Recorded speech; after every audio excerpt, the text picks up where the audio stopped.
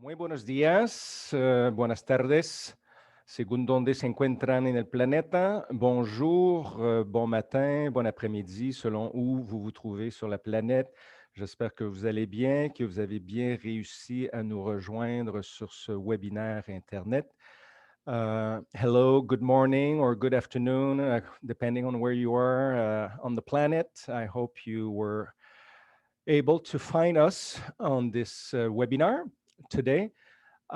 Before we get started, I wanted to let you know that we have for you the interpretation services that you may find below on your screen. And you should select the language of preference. If your language is English, obviously you choose English. Si votre langage est le français, vous choisissez le français. Dans l'icône au bas de votre image, de votre écran, vous avez un petit icône qui dit « Interprétation ». Alors, veuillez cliquer sur cette icône et choisir la langue de votre préférence pour pouvoir profiter du service d'interprétation en direct. So for those of you that just join us, please be aware that, por favor, los que acaban de conectarse con nosotros, por favor, deben elegir el idioma español, si eso es su idioma de preferencia.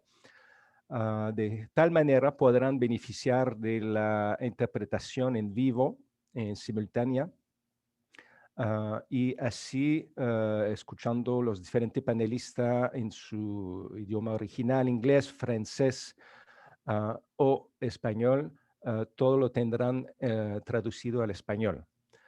Del otro lado, si quieren escuchar las presentaciones en su idioma original, pueden mantener en off este módulo de interpretación. For those of you that do understand all three languages, you may also select off the fourth option, which will allow you to enjoy all presentation in their original language. Alors, pour ceux d'entre vous qui pouvez comprendre les trois langues, faites simplement que choisir l'option off qui vous permettra d'entendre les présentations dans leur langue originale. D'accord? OK, entonces, en mi caso, voy a elegir español y Cristian, empezamos la interpretación. Okay, Christian, we will begin the interpretation. Good morning, everyone. We are very happy to be here with you again. My name is Sylvain Boudreau. I am the regional coordinator of colleges and institutes in Canada, and I am in charge of this project of the CCAM, Canadian Foundation. My role in this webinar today is to be the host. Would like to guide you, present the, introduce the presenters. And I would like to invite you, as you have seen in the welcoming, we have a hashtag for social network. Please use them. EP4. I hope that we have a wonderful experience today.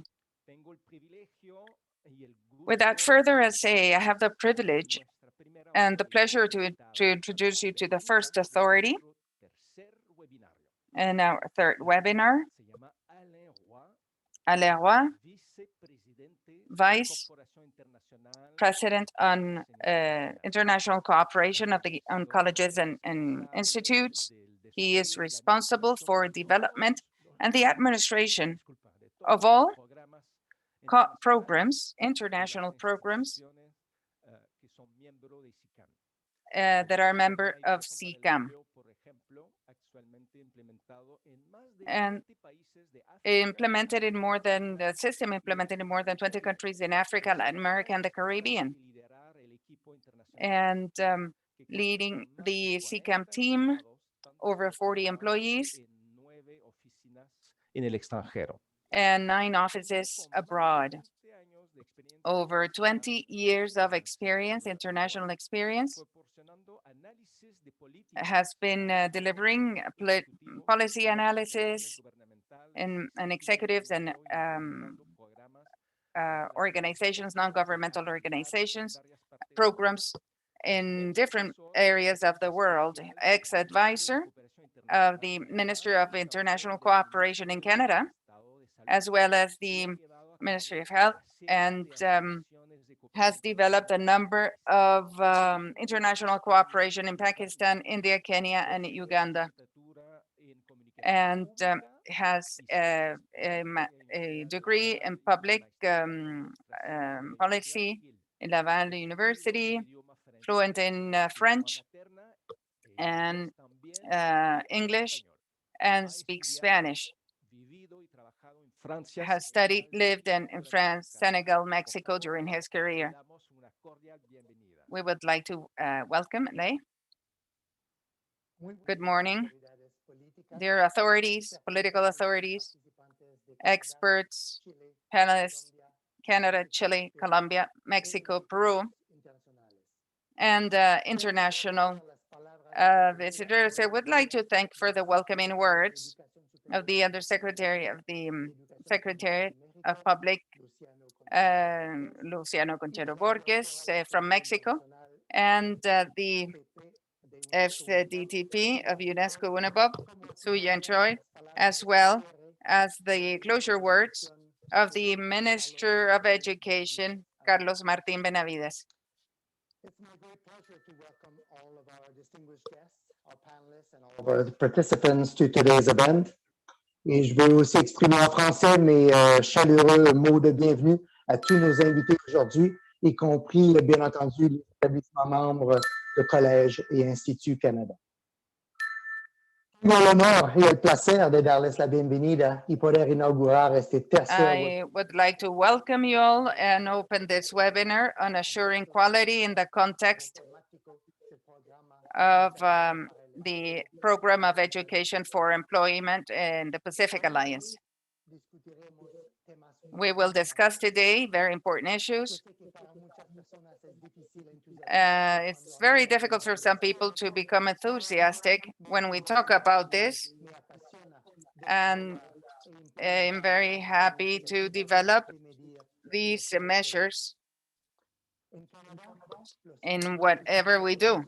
In Canada, we have are focusing in the measure of education and the results from the point of view of the beneficiaries, and also the results. We have the first 6 months and the governments that are dealing with the projects during the first 6 months, and also the graduates with their knowledge and skills. We see in the agenda that we will be talking about dual training, and there is a lot to see from the German model, analyzing the unemployment rate of Germany during the last decades, and less than half from Europe compared to the rest of Europe. However, the features of the German economy that makes it possible. In Germany, well, they depend on great companies, and Siemens and others, among others. In Canada, there is a great knowledge of the economies of the Pacific Alliance, and with that knowledge, maybe it's possible that there are not so many companies with such a capacity so as to make this viable. In Canada, we have more than 1 million companies with an average size of 6 to 7 employees. So how much could they invest? That's why it's very difficult, and that's why we have developed a system that is more flexible.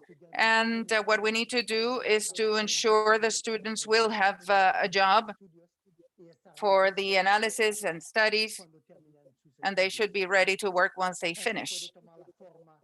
That could take the shape of agreements with the employers, education, cooperational education, internships, development, research. The dual German system was a very important point when we developed ours, but we are very happy. We are very happy with this, which is more flexible and adapts better to the system. We finally talk about distance education. And this is important during pandemics of COVID. And this is something that we definitely need to deal with. Now there are many schools that enseñanza presencial y virtual, lo que puede verse como un compromiso necesario que equilibra de un lado las consideraciones. a commitment on education. Even though this is received in certain context, I would like to invite you to consider all those opportunities and also accelerated experimentation. That might help education. So technical education might be more accessible for more students. And as in the areas, especially with people with handicap or that needs or special needs, and as well as accelerating work, and many of the students, as they might feel more comfortable with collaboration, digital collaboration, and the skills learned and also dealing in this new area, it will be key for those that are going, the young people that are going to the labor market in the future. And to reach the objective of the program, and in the Pacific Alliance and Canada, in a sector, active sector, sustainable, and will take an inspiring leadership.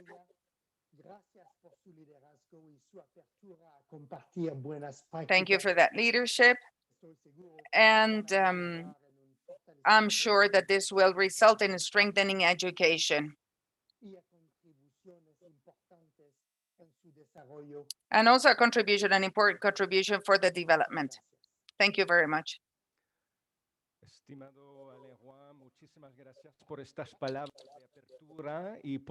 Thank you for the words, the opening words, and for the innovation and quality, and also the contextualization, regional contextualization of the areas that we will be dealing with today.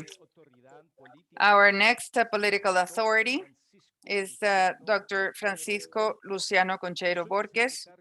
He is the Undersecretary of Higher Education and the Secretary of Public Education in Mexico.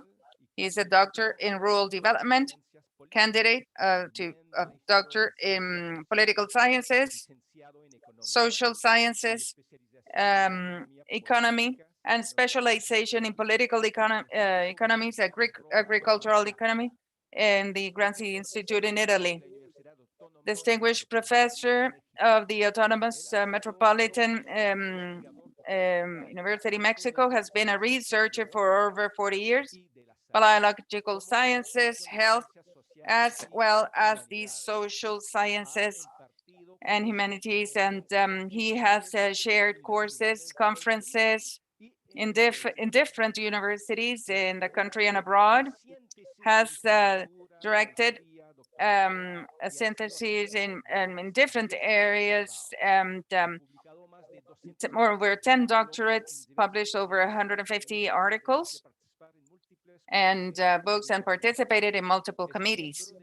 He is a member of the National System Research System, member of the Academy of Sciences, a consultant of the Organization of United Nations for Agriculture and Food and Agriculture, and also founder of Greenpeace Mexico, member of the director in the Latin America Council in Social Sciences from 2009 to 2015. Mr. Conciero, we would like to offer you the floor. Good morning. Alain Rouen, the VP of International Alliances of Colleges and Institutes Canada. Su Yuan Cho, Director of the International Center of UNESCO, NERVOC. Carlos Martin Benavides, Minister of Education in Peru. Panelists, experts that will share experiences, good practices in the workshops, and those that are participating virtually from Chile, Colombia, Peru, and Mexico, and countries that make up the Pacific Alliance, as well as Canada and others with whom we develop specific programs for collaboration, as in the case of this successful program of education for employment.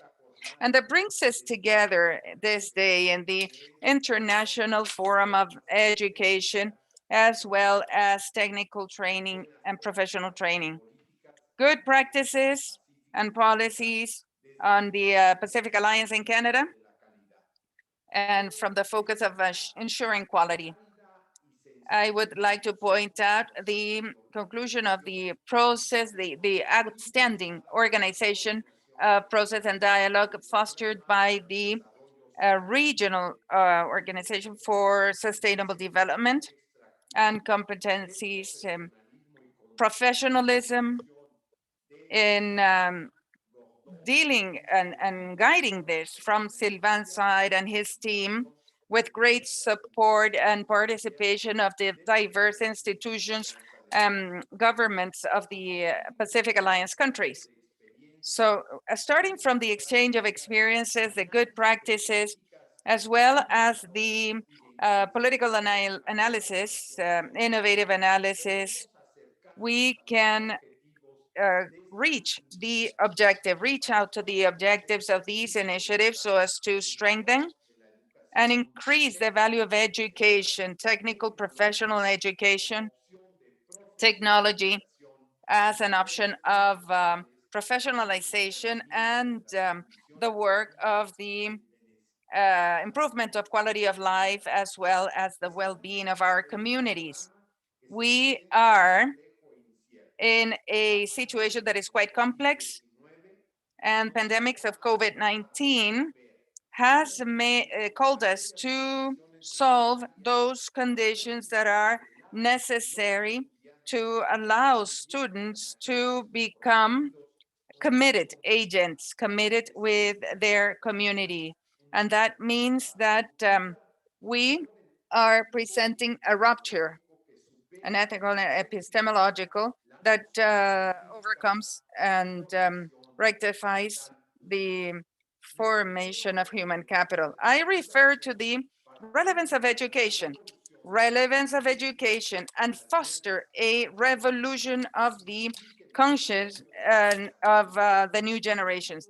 Develop critical thinking, solidarity thinking, reciprocal and emancipating thought, in line with collective rights, the right to well-being, the right for self-determination, and in the most deepest sense to dialogue. And dialogue in this number of areas are the mechanisms so as to guarantee pertinence and the results of education in the constant search of excellence, training on the options that will improve the productive sectors, as well as all those modalities of education, dual, and in alternating, and that allows a sustainable development, sustainable, compatible with the life projects of our societies.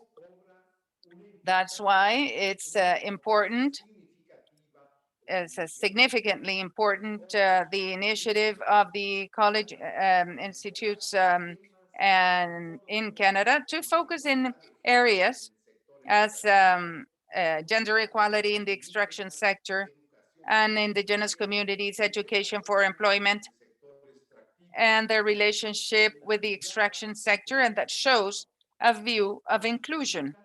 And this distance education presents challenges to close the gaps and the existing inequalities as we move forward in this world of a fast revolution. In the midst of this, distance education has allowed us to exchange training, images, virtual reality, music, hypertext in the network, and these are tools that need to foster training. From Mexico, we commit to a transformation that will be managing knowledge, moving forward in the way we're building and developing the educational systems as well as training.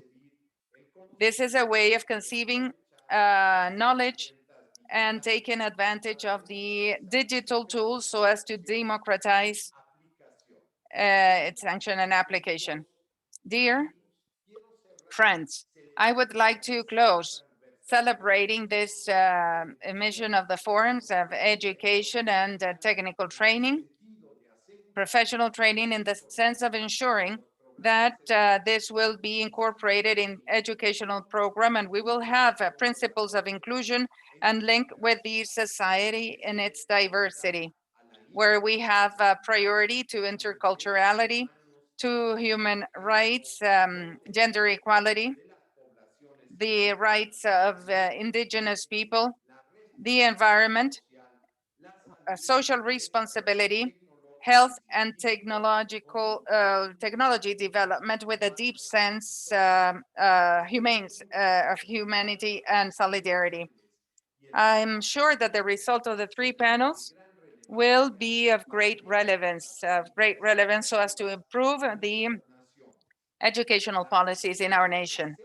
And the assistance of around 1,000 people in the previous two panels show the great interest that this forum has generated. So I wish you luck. Thank you very much.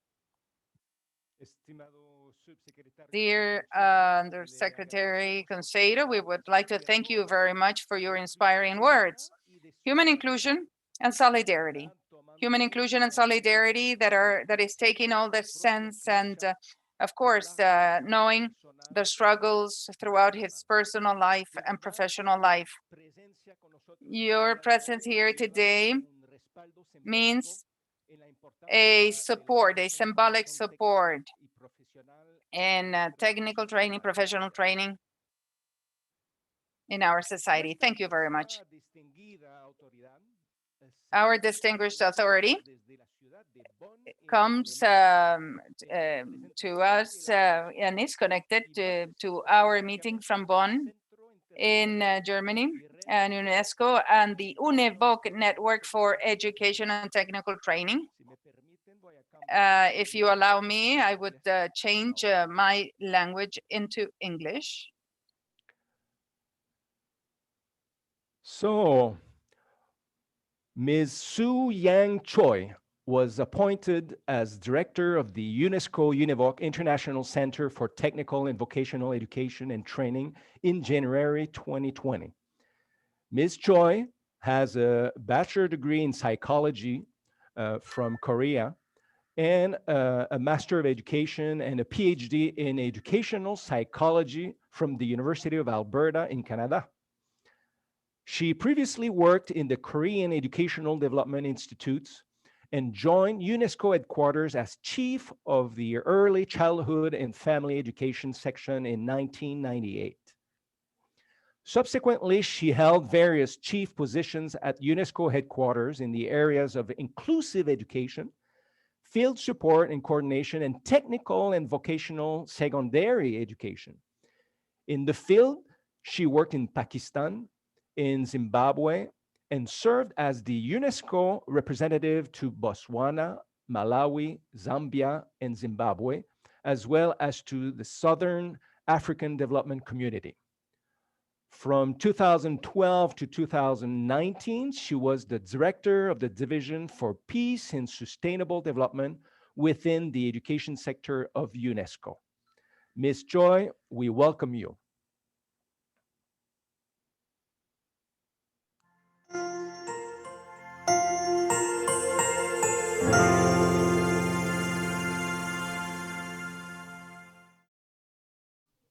Distinguished guests and participants, good morning to you all in the American continent, and good afternoon and evening to the participants joining from the rest of the world. Let me first thank Colleges and Institutes Canada for organizing this forum. This forum organized by CICAN is special, and we are most pleased to be a part of it. It is special because it is organized in the context of an interregional program promoting collaboration among different countries. Bringing together institutions from different countries to discuss their common challenges and opportunities is exactly the kind of cooperation that we are promoting. It is also special because the CICAN is one of our Canadian members of the UNEVOC network, which is our global platform of TVET institutions. Thank you, CICAN, for your exemplary leadership and for the active role that you are playing in the network.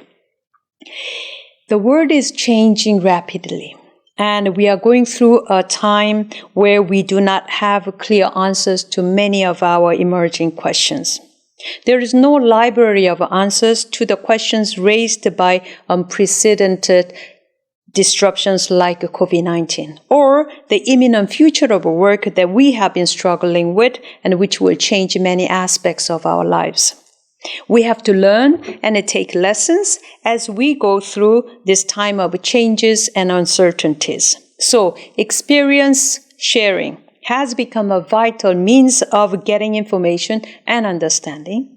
Sharing insights as they are gathered has become critical for us to survive and thrive collectively through this challenging time of ours. Networking, sharing, and partnership, these are the words that brought us here today. And these are the words that summarize the work of UNESCO UNEVOC that I'm privileged to represent today.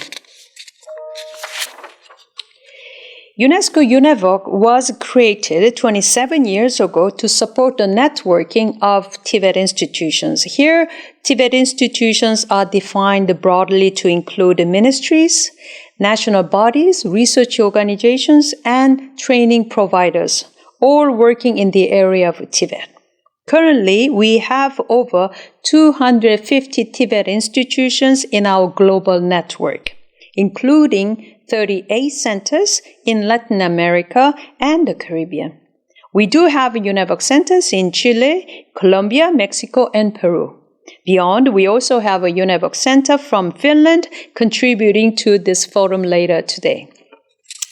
At the moment, we are streamlining our support for these UNEVOC centers and other TVET institutions. There will be greater emphasis on concrete actions on the ground. There will be more technical assistance for the centers, initiatives, and projects. Networking among the centers will be focused on concrete projects that they will develop and implement.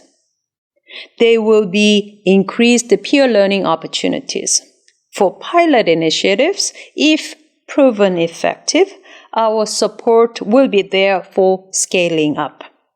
Now, a few words about a quality TVET system, which is the thematic topic of this session. A quality TVET system should prepare workers for the future. It should be able to assess future requirements of work, employment, and skills, and make the necessary adjustment in a timely manner. A quality TVET system cannot afford ignoring the absolute necessity to support the sustainable development. Greening TVET, that is mainstreaming sustainable practices and principles in all professions, is no longer an option that you can entertain only in your pastime. It is an obligation for all individuals and institutions on this planet. Many of you are working in the extractive sector, a business sector very critical to sustainable development. There are many options for you to remain in business while supporting sustainable development. I thank you in advance for your continuing efforts to make your sector greener. Finally, a quality TVET system does not leave anyone behind. Often, disadvantaged youth end up with informal job trainings, not being able to access formal TVET institutions. We have promoted the concept of inclusion, but inclusion without excellence is another way of perpetuating inequality. The most disadvantaged youth need to access the most performing TVET system, which should also be gender inclusive. We will appreciate more of your efforts to support the STEAM education and training for girls. Thank you, and I wish you a very successful discussion.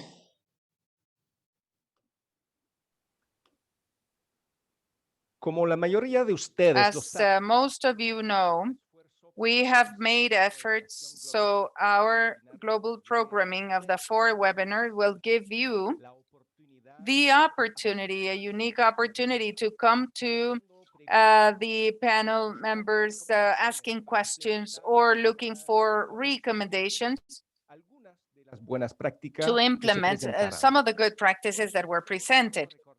So I would like to remind you that after the 8 presentations of the day, we will have 20 minutes for each panel member, and they can answer their questions. So during the next 2 hours, we would like you to use the Q&A section or the icon below, a Q&A module that you can open and ask the questions and direct it to any of the panel members, any of the speakers. These speakers will be able to answer in writing or verbally later. Now, we have the contribution, the main course, the contribution of experts and leaders in our panels of the day. I will move to French now. Sonia Michaud est notre première panéliste experte. Sonia Michaud is our expert panelist, and in the area of science and application, and has completed a diploma in administration. Right now, she is the General Director of Service and International Cooperation. Madame Michaud has great experience in international diagnose and evaluation of programs, and also in the area of training engineering, and the trainers in competencies. Beyond that, accumulates 20 years of experience as in Latin America, the Caribbean, and South America, among other things, in the educational reform. In summary of her experience, she has association and collaboration of different organizations, such as the Francophonie or International Organization. I would like to invite you, Sonia. Thank you. I will share my screen now.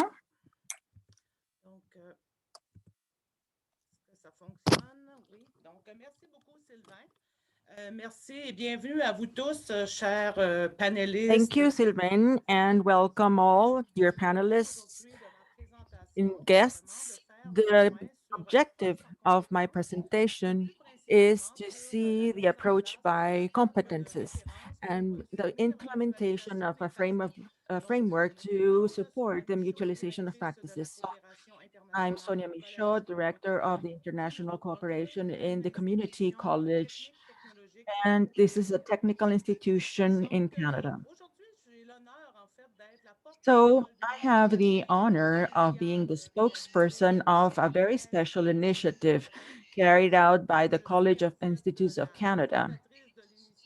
I am the presenter of this initiative, and this has been done in cooperation with technical and technological establishments in Canada, particularly the Community College, my institution, Saint-Jean-Saint-Fleur. The initiative as such has a mutualization of good practices in an approach using competencies. My presentation today has to do with contextualization that will allow you to have the great access of this framework as well as the content elements. Very briefly, the added value of this document and also a brief conclusion. In terms of the context, in order to locate this initiative, SICAN works in cooperation with its partners, countries in Latin America and Africa, East and West, and the Caribbean. And you can see the territorial extension of the interventions with these achievements. And they show the scope of the work carried out by SICAN in terms of this employment, education for employment, and has been implemented. In the framework of education for employment, the approach per competences is the one that used for the new development of educational programs. So this is done in the countries that have the intervention according to their own situation. So the APC, the approach for competencies, is recodified and adapted to the situation of each country, but it doesn't lose its values and foundations. In parallel to this work of SICAN, and in several territories, we know that the approach by competencies worldwide and at the level of methodologies is developed, updated, and this is also the same in Canadian institutes. These establishments work increasingly in the international scene, and they are ever present. So this creates an awareness from the part of SICAN regarding the importance of having a framework that considers the differences in the provinces and the different territories. The importance for SICAN of spreading a vision that is a federative and global perspective is the implementation of APC in the EPE projects, and also to support and have the support of Canadians and also the religious establishments in Canada. The foundations of this framework, well, we can think about an aspect that collects the intervention of SICAN, and the objective has many principles behind it to have an understanding by the partners regarding the implementation of the APC in Canadian institutes. Let us remember that in Canada, the education is not only managed by a national or federation ministry, but it's rather managed by the provinces or the territories. So there are different situations and there are different perspectives with respect to the practices. There are differences in the management of the stages of engineering, but the principles and the paradigms of the approach by competences is the same. The implementation of this framework is a tool that guides schools and institutes in Canada, but also for our partners. Always within the framework of foundations, this is based on the great principles of EPC, the active participation of students, the updating of pedagogical practices, and the achievement of students and the association with employers, which is important in the flexible administration of companies and institutions. And this offers a global perspective, but it is not based in specificities found in the country or the intervention or the engineering, educational engineering process. And it is not specialized for a territorial approach either. It is a global perspective which is conveyed through this tool. The great elements, the content elements, the framework has 8 sections. These 8 sections have the first, which is the introduction, that covers the approaches and the objectives, the Canadian educational models, to talk about governance, territorial and national management in order to approach the diversity that is present, and also the implementation of all this. The second has to do with principles and values. The third has to do with the pedagogical foundations.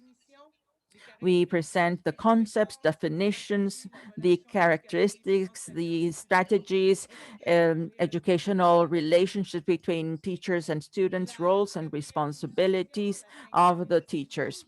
The fourth, fifth, and sixth sections, as you can see in this slide,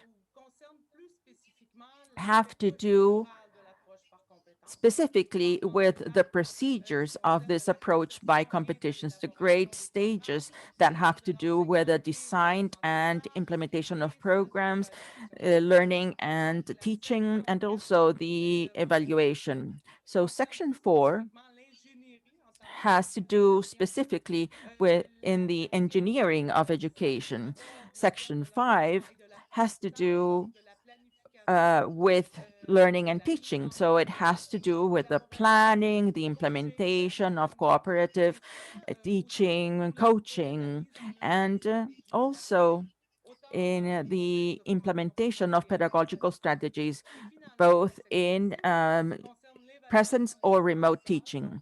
And the sixth element has to do with the evaluation of learning, foundations, concepts, characteristics, and also the nature of evaluation tools, but also always within distance learning or in presence. This last 2 sections in the case of 7th section is the change in paradigms that are included in management, planification, implementation of education, the evaluation of learning, and this is also tackled in the preceding sections.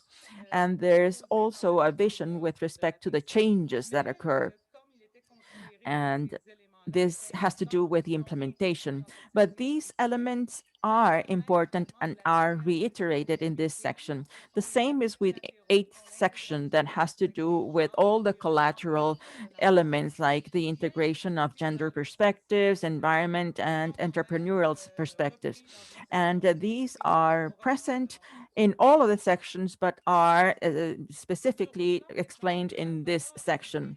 Now, with respect to added value, the added value of this tool, this is to reiterate that it is an initiative of mutualization, and this framework will have a leverage effect in the harmonized implementation of the practices. They are not going to be identical, but harmonized within the principles, the approach by competencies, but it will always be based in values and methodological principles that are recognized by the institutes that are part of these international associations. Now, In the pan-Canadian perspective, which values the elements of Canada and take into account gender, visions, environments, this framework, as I explained before, is not adapted to specific situation, but offers a global perspective. So it can be adapted to the different sectors, whether mining, agricultural, tourism, and to all the countries and the individuals that intervene in the international scene.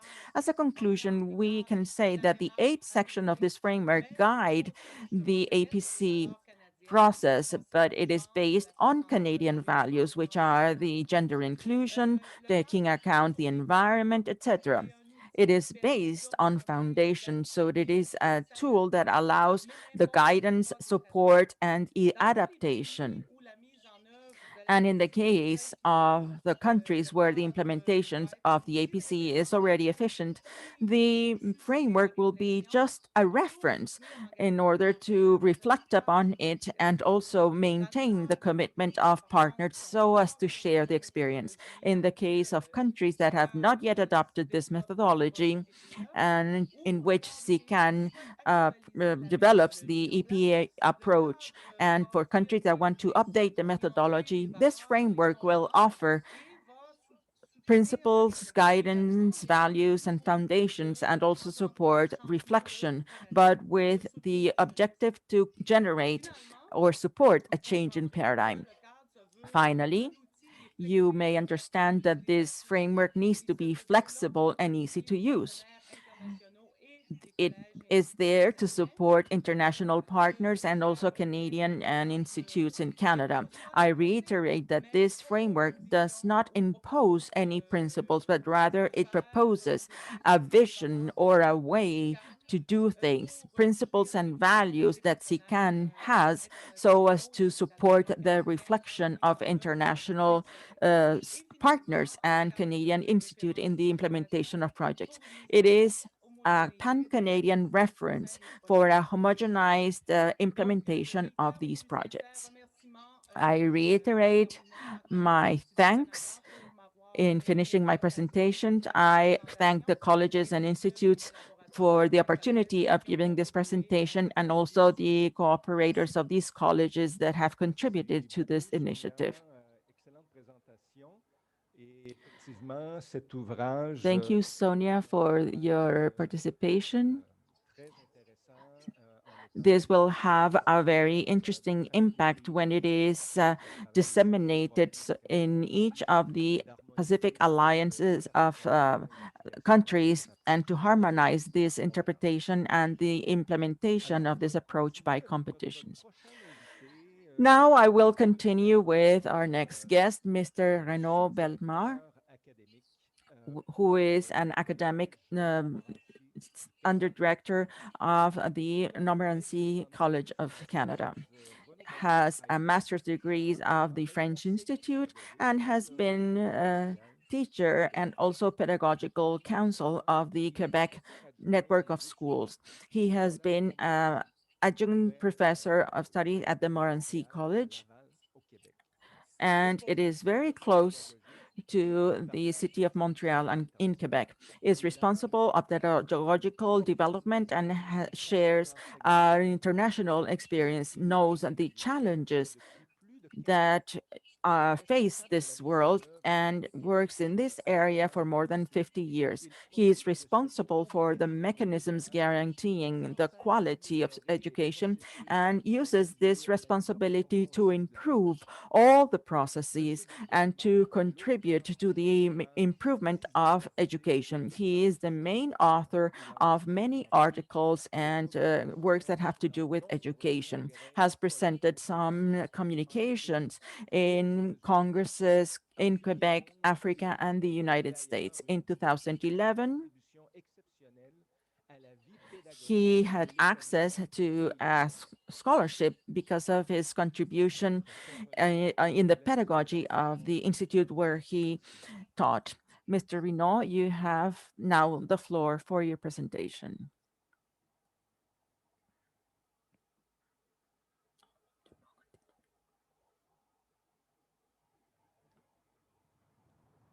desde en el área metropolitana de Montreal. Me gustaría desearles a todas y todos. I would like to wish you all a very good day. My presentation will be in French. Les invito a aprovecharse del servicio de interpretación. Gracias. My presentation will be in French, so please use the interpretation services. First of all, my presentation will be strictly economic. Globalization has touched technical and professional education, creating then regions of exchange, free exchange, and we have developed a space for mobility for the students. For 20 years, international pressure of our educational systems has done great reform founded by the focus on competencies so as to guarantee competitiveness in our system. We have attended in great scale technical training so as to deliver manpower, qualified manpower for employment.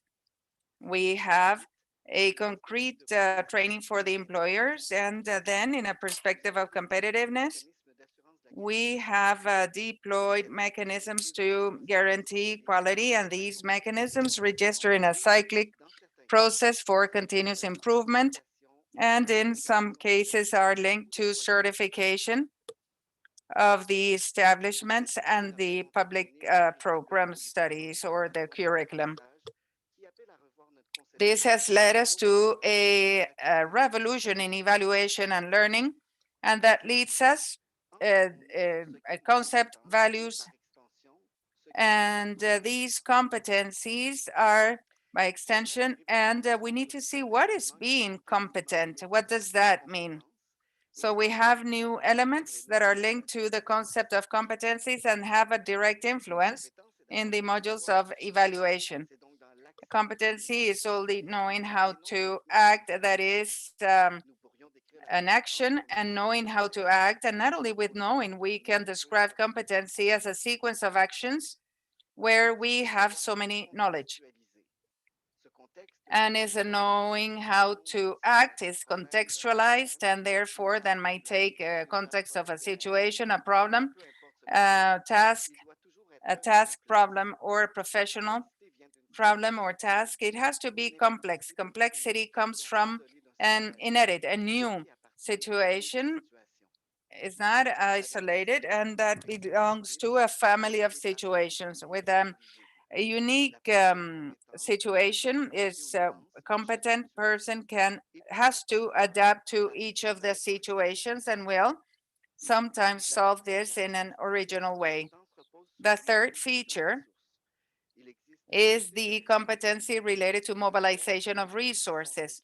We have two types of resources: internal resources, the ones that have been taught and therefore learned, and the ones that group a group of knowledge, experience, interest, attitude. And this is what differences each of the individuals that has their own background of knowledge and certain strategy. We have utilization, mobilization, and this has nothing to do exclusively with the knowledge. External resources, they could be physical documents, tools, and or human as colleagues, experts, supervisors, or temporary. The higher the level of training and mobilization will demand greater autonomy and greater creativity. Finally, competencies is focused on efficacy, and that is seen in an action, an efficient action based on the specificity of the task, and that means that you act on time. And efficacy can also be influenced by a number of specific problems, might be tiredness, affective problems, or other issues. That doesn't mean that that person is not competent. That's why we need to multiply the situation so as to allow to express the competencies in different models, different contexts, and different situations. So in summary, we should watch the situation of this technician that is working with or.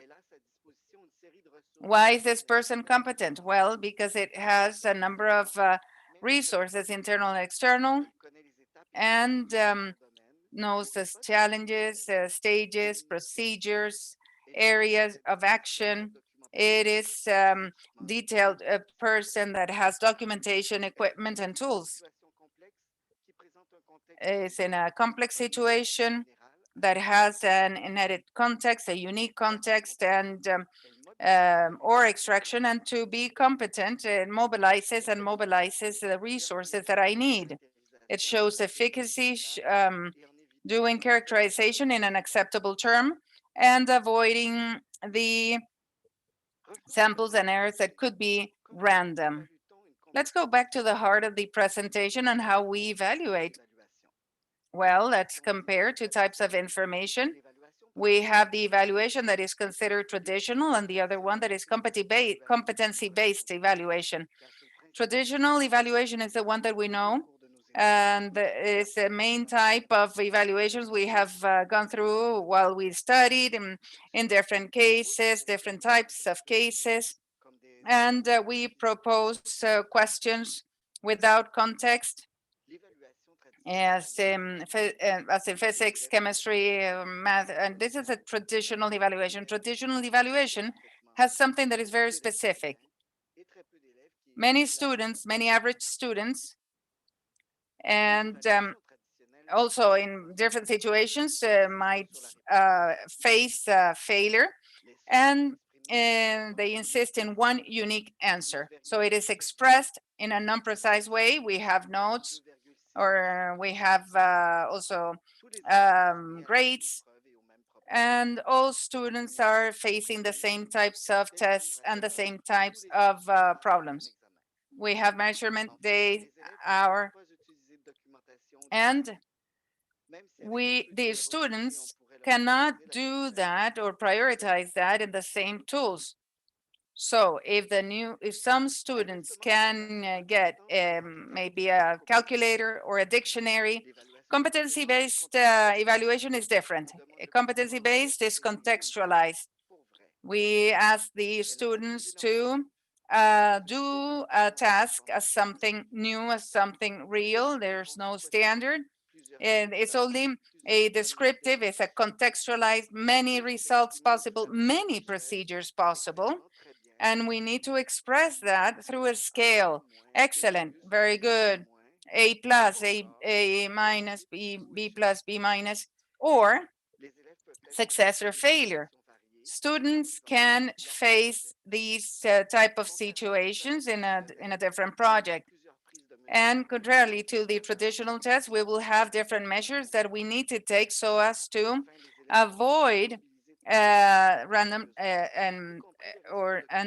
students are invited to mobilize, to use all the resources, material resources, human resources, and also competencies. They need to know how to act, and that presents many challenges. Considering complexity, we need to take care of three perspectives: product, process, and objective. And for this, we need to take many measures. Product is a tangible result, shows competencies, and this is where we see the traditional competency and traditional evaluation, and we're able to see what is the procedure, setup, and the plan. So knowing how to act is will be limiting ourselves to action, and that will evaluate procedures, stages, and trials, errors, so as and what the student did to develop that competency. They evaluate each of the stages, and there is one on the lab where they do this competencies and exercise their competencies. And when we analyze these features, that means, well, we have to see what the student wants to say about that. We can communicate in writing, confirming results, and this is not random. It needs introspection, it needs analysis. It might be a self-analysis, self-evaluation, or an interview, even an interview where he can see which were his success or failures.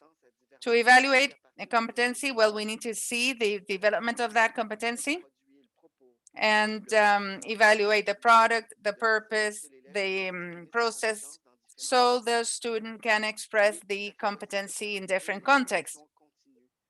It is possible to consider continuous evaluation in a long of a period, so as to evaluate the process in the case of a project, take measures, different models that will be key, and that will be a retroaction, and they will be adjusted.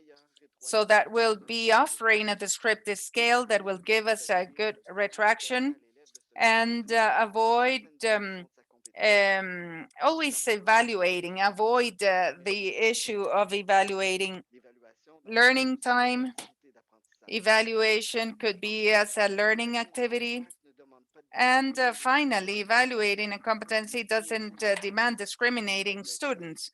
It is useless to create evaluation activities that will bring out the best, only the best of the group. Everyone can achieve that. So from the perspective of quality of evaluation is fundamental, and it's the most important evaluation that will guarantee quality. And the mechanisms that guarantee quality, the components, the establishment, programs, diplomas, and these are components that are essential. So what do we want when we talk about quality of information? We want students to learn, and diplomas want to show the quality of learning, and in those diplomas, they will acquire all their strength. And we can imagine a school that is a state-of-the-art technology, and where the students don't learn in spite of all that. So it's not good enough. So beyond quality of the diplomas and what is related to the learning process, we have a process on quality that is seen that, well, even though if it's more complex to document. And that's why I foster the ministries and establishment to have clear policies to move forward on this. And these policies can justify the main principles, and students have rights and duties. And if they have, or if they feel they are not well treated, well, these issues can be applied without discrimination. They can appeal. And justice. No, it doesn't matter who evaluates this. They need to be subject to these, to be assessed in this way, and measurement tools, they need to be standardized.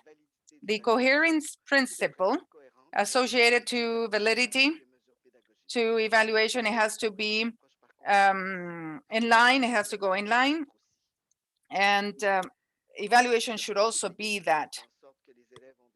The principle of equality makes the students have equal possibilities for learning, and demands should always be the same for everyone. And the processes should have an independence level so as to guarantee the quality of the diploma. They should go to the, they should certify that this has been developed with success and has achieved the threshold. It's not that because parents pay, they can obtain the diploma. Muy bien, señor Okay. Belmar. Mr. Belmar, thank you very much for your presentation.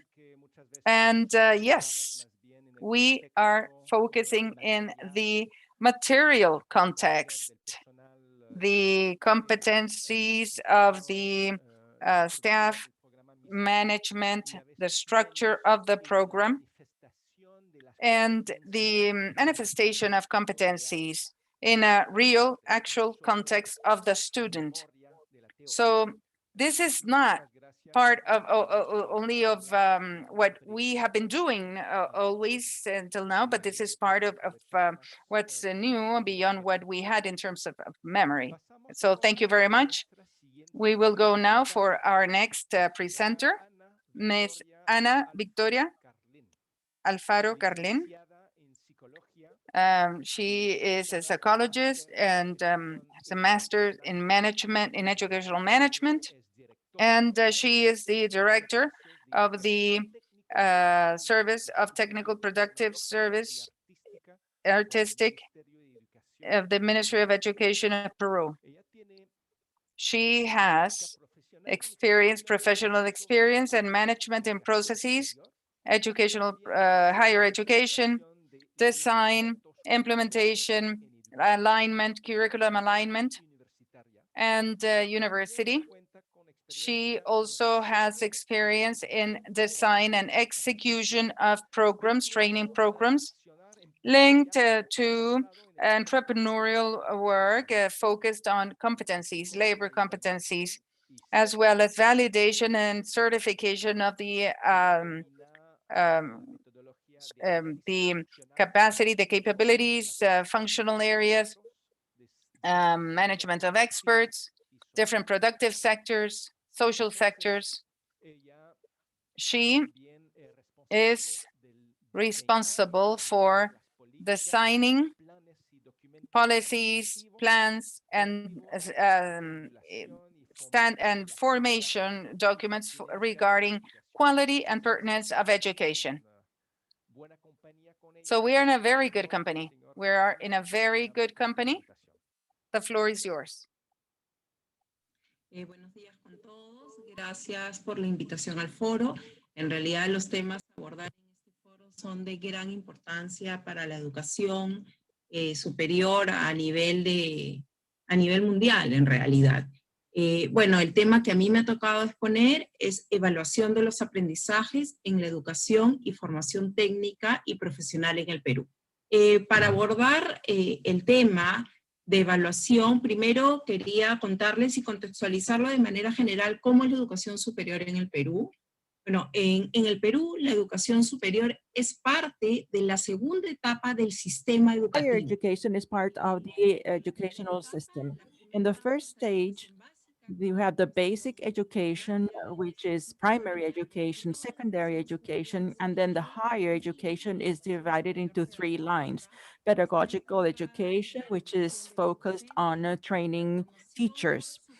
The technological higher education, which is what I'm going to talk about in this presentation, and it is done by higher education institutes, as well as higher education schools and university higher education, which is done by universities. So we also have a modality, which is the technical productive education, which carries out study programs that are linked to technical formation.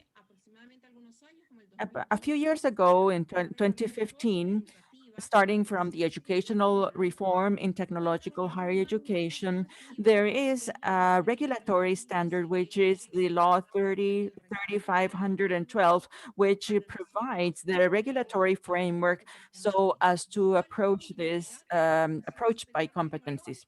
So the purpose is to educate professionals that are taught with this approach of competencies. Why do we use this approach by competencies? Well, since technical higher education is very dynamic, and for education, we require practical development. So we are focused in all our institutions. We have this approach by competencies that really responds to the present and future demands of the labor market. So this approach by competencies is a reference for the educational development of all our institutions, considering on the one hand, the social context, the characteristics of the institutions themselves, and also the formative offer that exist in the different regions. Now I'm going to talk about evaluation. In our institutions, we carry out evaluation using this approach by competencies. It is articulated to this education by competencies. Although it is true that we come from a training and educational process in our institutions and for our teachers. A few years ago, we had this approach, but it was more receptive. It was an approach that the ministry established to the institutions and the study programs, and they developed that through the subject matters. So this change of approach in education implies evaluation by competencies. And this is a process that has not been easy and requires a change in paradigm in our directors and also in the teachers. So for us, the evaluation process has been organized in stages. One of them, and the one we are tackling with our teachers right now, is to establish evaluation criteria. To explain this point of the criteria, we need to say that from the ministry in Peru, we have a national catalog of educational offer where we include our curricula. And these curricula have as reference the competencies defined by the labor market. And each of the competencies that are linked to this study program or curriculum have achievement indicators. These achievement indicators are the ones that teachers and institutions need to take into account. These are minimum achievements to have that competencies. So the teachers need to identify these achievement indicators, and they need to also define the indicators that will allow them to evaluate the competencies, breaking them down to each of the courses of a module that is linked to a competence. So this is the analysis that we must generate in our teachers so that they are clear about identifying the indicators which will guide them throughout the evaluation process. Another point that is important in the evaluation by competencies is the evaluation instruments. What are the instruments that they need to use? Because the evaluation by competence is not only the evaluation of a product and the tests that the teacher know, which is the results testing.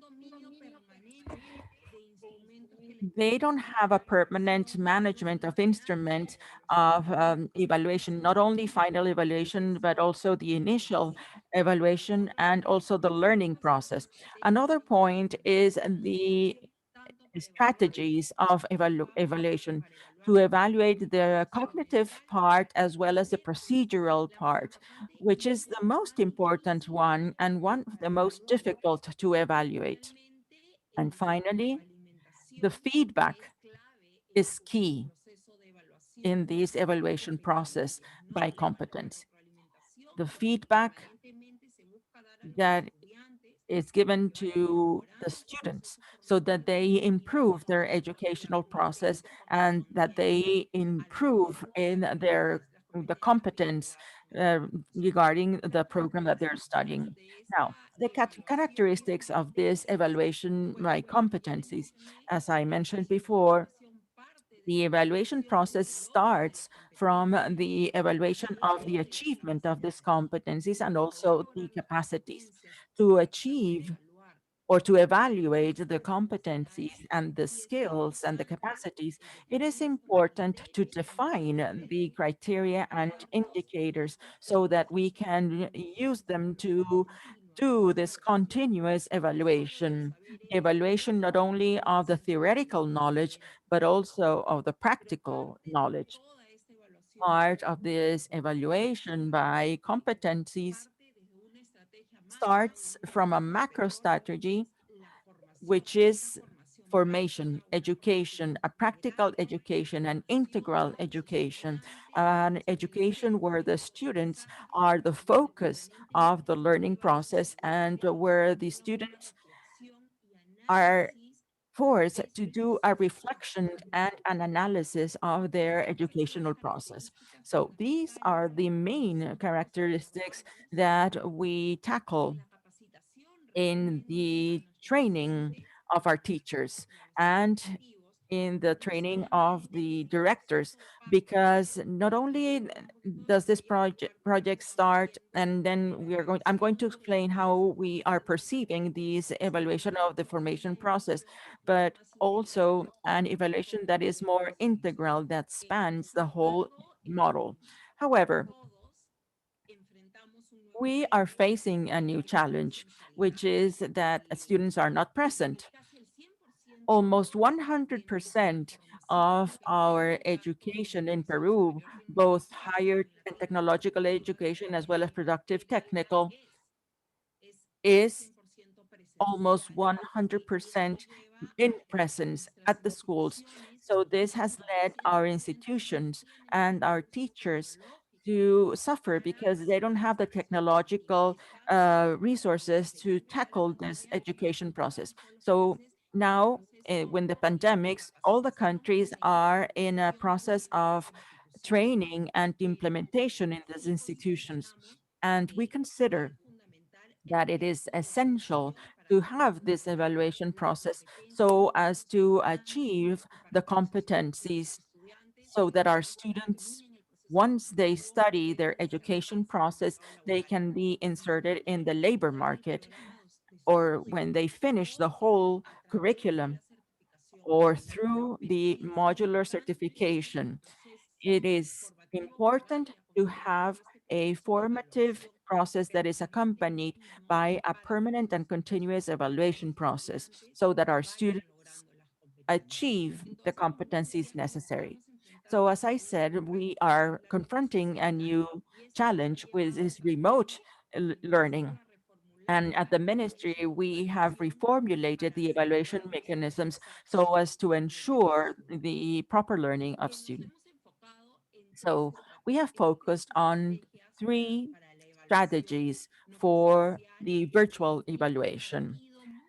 We have started from the instruments that must be used. First, how to evaluate the conceptual part, how to evaluate the contents, with what instruments, how can you create a questionnaire, a checking list. So we have tackled the conceptual part as well as the practical one, the development of skills, how the education process needs to be practical with projects where you can have problem solving in the education process, and what are the concepts that can be articulated so that the teachers during the education process can evaluate the students. As I said, we are looking for an integral evaluation process of the learning process through 6 components. One of the components is the institutional management, the physical and technological infrastructure, which is also very important, particularly in these days, in this new challenge that we face. This is something that goes hand in hand with the educational process. Research, entrepreneurship and innovation, economic sustainability of the institution, and the relationship with the environment. This is another of the fundamental components of the model. And one of the key components that is linked to this evaluation process, this integral process, is this formation or educational component. How do we perceive this component? With 2 elements. One is the management of curriculum. In this management of the curricula, not only do we want to foster the development and evaluation of competencies, the specific competencies and the skills to be learned in a curriculum. We need the evaluation of these competencies that the children are achieving with the formative education through practices and internships. It is important to evaluate the extracurriculum activities and also the performance, the academic performance of students in a permanent manner. It is essential to know the satisfaction of the education received and also the satisfaction of employers in the performance of our graduates and also the performance of the practices. The other component in this model of the educational service is the component that we have mentioned before, which is the management of learning itself, which is oriented towards the students. In this management of learning, we want to have the evaluation of students, the constant feedback of their learning, the learning amongst peers, and the evaluation amongst peers, the academic performance of each of the didactic units of a study program, also to verify the attrition rate of this study program, and also the approval rate or disapproval of the didactic units or the courses taken. So for us, this new impact and this new challenge has been very strong, this remote learning process, because we were coming from a project or a process to develop skills through this approach by competencies, but this included the evaluation process. But now seeing it in a remote manner, then there are elements, as I mentioned, that we need to integrate and that we need to develop, not only helping the institutions to implement the curriculum in this approach by competencies, but also incorporating the technological element both at the level of teachers and students so that they can develop these curriculum or study programs. So in this process, we need to have this process of evaluation by competencies because this is part of the educational process, and not only the final evaluation of the result of the product, but also the permanent evaluation where feedback is the key factor. Thank you very much. Gracias. Thank you, Ana. It was a pleasure to learn a bit more of the advances made by the Ministry of Education of Peru regarding evaluation, particularly in this new context of the pandemics, and to see what is being created in terms of a model. So we will be following up your progress. Thank you very much. Our next guest is Mr. Richard Alexander Caicedo Rico, is one of our partners for a few years now, and he is a telecommunications engineer, a specialist in the management of higher education institutions, and a specialist in the multimedia management with a master's in education in technology, a doctorate in education and technology with 17 years of experience in direction positions in higher education institutions. Presently, he is the head of the Academic Development Office of the Technological Units of Santander, Colombia. So you have the floor. Hola, muchas gracias a CICAM por esta Thank you very much. My name is Richard Caicedo. I am the academic developer through the Pacific Alliance with the institution, Canadian institutions, as you can. I would like to thank you very much for inviting me to participate in this panel. We're analyzing issues on the quality of learning and all those areas that deal with evaluation. And for many, these are complex moments because it's the reactive evaluation. And we have to analyze and also the national system.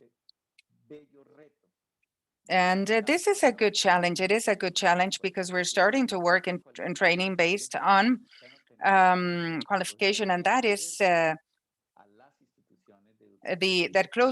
puts us closer to the institutions and entrepreneurs and employers and gaps, and also the needs and facilitate a profile. And we want to do that. And if we need professionals that are talented, yes, of course, we do need that. And also human beings that are being developed and they converging, and that we need the support of you, the representatives of the sector. Why do we need that? Well, we need that because we need to create curiosity, discovery, and that should be a permanent variable in the development of people. And that will form future professionals, employees of the different companies, and how to develop the process of evaluation and also reactivate that starting from control. And the only one that delivers criteria for innovation and where we don't have an opportunity of learning and moving forward. And with the concept of RAM, I would like to go for proactive evaluation. And this is part of the purposes. It's part of the purposes, and it has a sequence of activities, deliberate activities, thought that will show this progressive area. And it has a participation, active participation of students, teachers, and I would like to propose you that the ones that have been asked, what is the need of training that you need so as to participate, for the representatives of the productive sector to participate. Authentic, that will develop in actual scenarios, in real scenarios, actual scenarios. And that is something that will be definitely significant. And that is you that employ our graduates, and that is the productivity of the companies. How to do that, how to evaluate that, how to facilitate learning. And this is a process, and each process has a procedure. And this is what we have. It is an adaptation to a bet for a group, and Jose Gregorio Rodriguez. And this is part of the concept. And we know that we know and it applies. And there is a who is going to be evaluating this, and also challenging in a unique scenario. In a unique scenario, process of evaluation, and also applying some products, means, and techniques. And also techniques of students, social network, technology. We need to apply all that. So it has to be transparent and objective. And evaluation should also evolve how? Well, we need to talk about the concepts of evaluation and participation. And the moment to participate is self-evaluation among peers, from hetero-evaluation, but not only with the teachers. Here is where we think we want you to participate. You, the members of the companies, of the different companies, to come, evaluate, get to know the different talents that we are preparing for you. Have feedback. And that feedback is feedback to close the gap to what we want to do, what we want to achieve, what we understand. So what we have to do is to make an evaluation during or at the end. I recommend during, Why is that? Because at the end, sometimes the students are not interested, or maybe they don't use this, or they are not asking for that, or it has too many technical terms. So employers, please go log on to the rooms, go into the classes, help us evaluate, because that would allow us to know if our training is meeting with the solution of your needs. And this is something that would allow us to get close to the talents. We do evaluation processes that are long, lengthy, tedious, and what we need to know is the way a student solves issues. And what can they achieve with that? Greater competitiveness because it has a greater productivity. You need to get to know the best.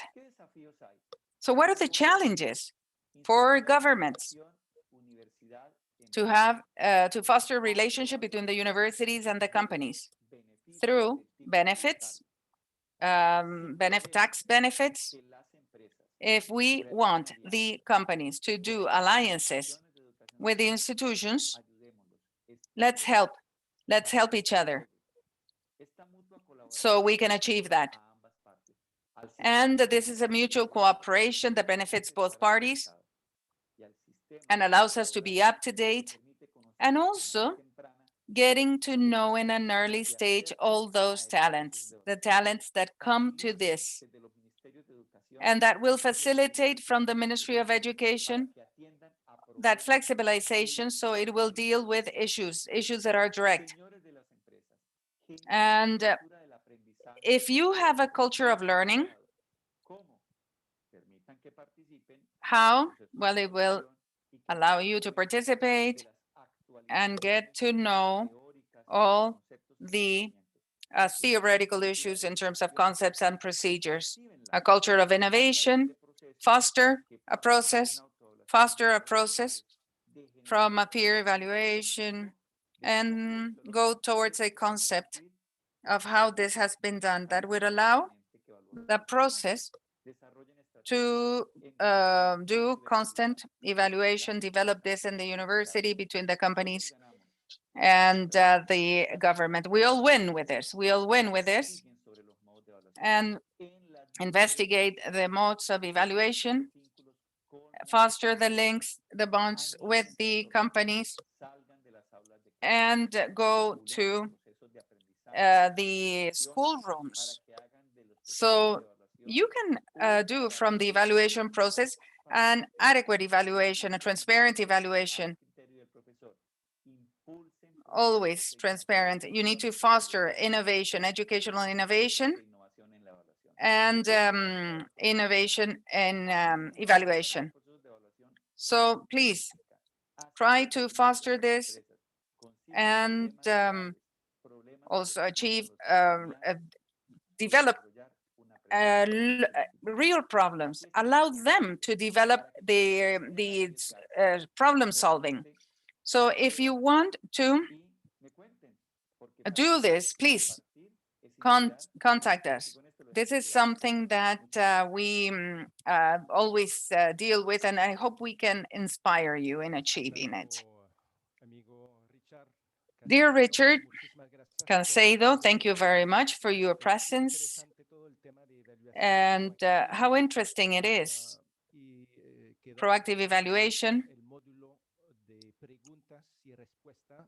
And we are open for the module, a Q&A module, for anyone that wants to ask questions, and Richard, and also all the other panel members. We have many questions processed in writing, and some of them are researched. So please, continue with the module. And now, if we have the next, we have Delia Carmina Tovar Vasquez from Mexico, social work by the Polytechnical Institute, master in psychotherapy, competencies in training, teaching in the context mid and superior, and also curriculum design, dual evaluation and scaling of this dual education system. Competencies in socioeconomic research, experts in addition, and among others. She is an advisor in innovation, educational innovation, in a sectorial coordination of the Undersecretary of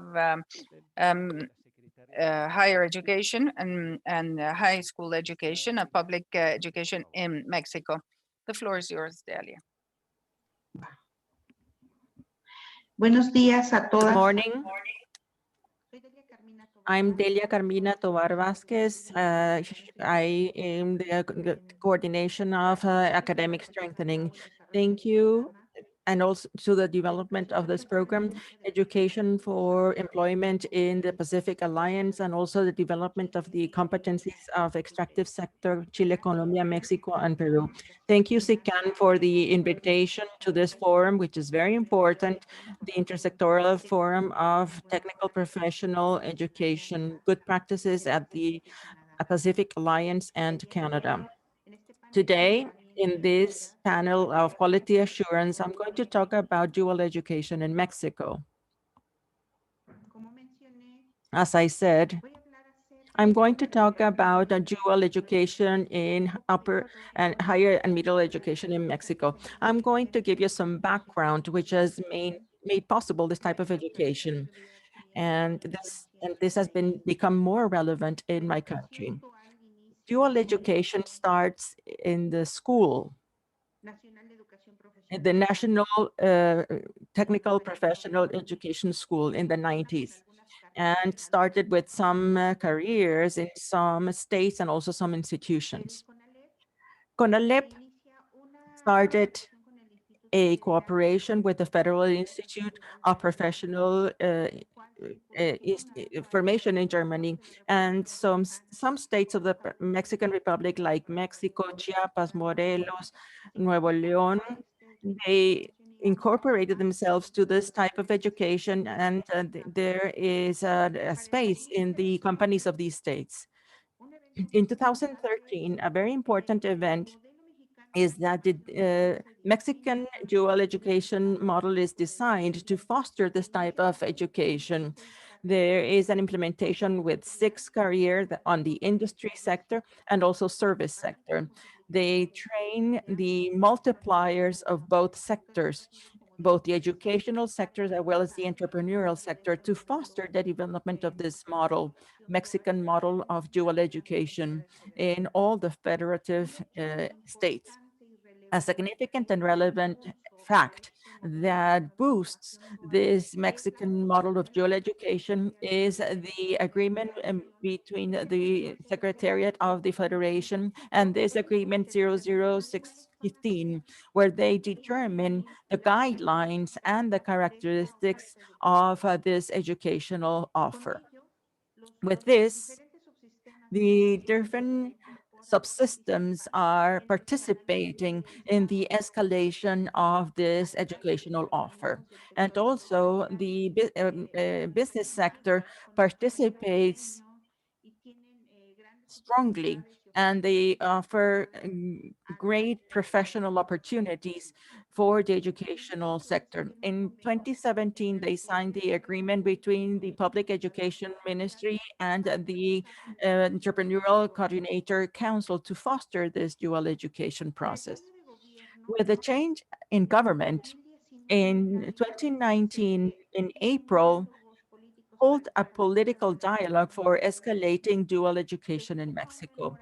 We signed a memorandum of understanding between Germany and Mexico to intensify cooperation in technical and professional education. with the reform of the third article in the Constitution, they established that every person has the right to education and that this education will be guaranteed. They will guarantee preschool education, primary and secondary education, middle and higher education. And this basic education and middle high education will be mandatory, and the states must manage this education. This education must be mandatory, inclusive, public, and universal. Besides being integral and develop in the individual's cognitive abilities, physical abilities, and emotional abilities that will allow the Mexican citizen to have a good life. In Article 45, it is established that dual education can be taught by the technological and high school and its equivalents. This is an important element because it opens up more educational spaces so that students can be prepared on this modality. In this year, the dual education system is designed in two aspects. One, to gather the whole educational offer that we have in dual education in the country, to acknowledge them and also to offer greater opportunities to the students. And the dual education information system is created, which is made up by the registry of companies and also the academic platform for dual education. And altogether, this provides the escalation of education in our country. Dual education belongs to the mixed modality. This means that it will be studied in the school and in the companies. In the schools, we will have the basic and extended disciplinary formation. This dual education at the school requires to have an accompaniment of the teacher within the classroom, but also a digital mediation within an academic platform that I'm going to talk about. And in the companies, they are going to develop the professional formation component where they declare and establish the competencies in the technical careers that are offered in the dual modality. What are some of the characteristics of dual education? Within the framework of the new Mexican school and taking attention to the principles of inclusion, equality, and equity, and also to improve the experience of students, this dual education strengthens the different disciplinary components in the basic and extended services. And also this is done through a curriculum designed in agreement with the educational model that is enforced. So the student can then take these disciplinary competencies in modules. This allows the design to be flexible and to meet the needs and characteristics of the students. So this curriculum design will be developing the competencies that are common to these spaces, these learning spaces, the school and also the company, through physical mediation between the teacher and the student, and also in a digital platform. The authorized curricula must have a combined curriculum through these two learning spaces with a physical schedule that is has a free component and a flexible component. So there is an agreement so that this academic platform can be used by the students and that each student can go through each of the modules. For the accreditation of dual education, the students needs to conclude their education. Dual education starts from the third semester or in the fifth semester, depending on the technical career. And at the end of the formation or the education, the students can obtain a certificate that accredits them as having the competencies and also has the profile of graduating from dual education, and they can obtain a certification of labor competencies when they conclude this first educational path. And this certificate of competencies establishes that the graduate has developed the competencies that are required in the sector, in the entrepreneurial sector. So what are some of the important aspects of this dual education? Well, the learning is significant because it is linked with the practice. What is learned in the school or in telelearning in this academic platform, it is directly linked with the situation of the companies. And the students have done this together with their academic instructor. It develops the competencies through a learning strategy called disciplinary and integrating projects in schools as well as in companies.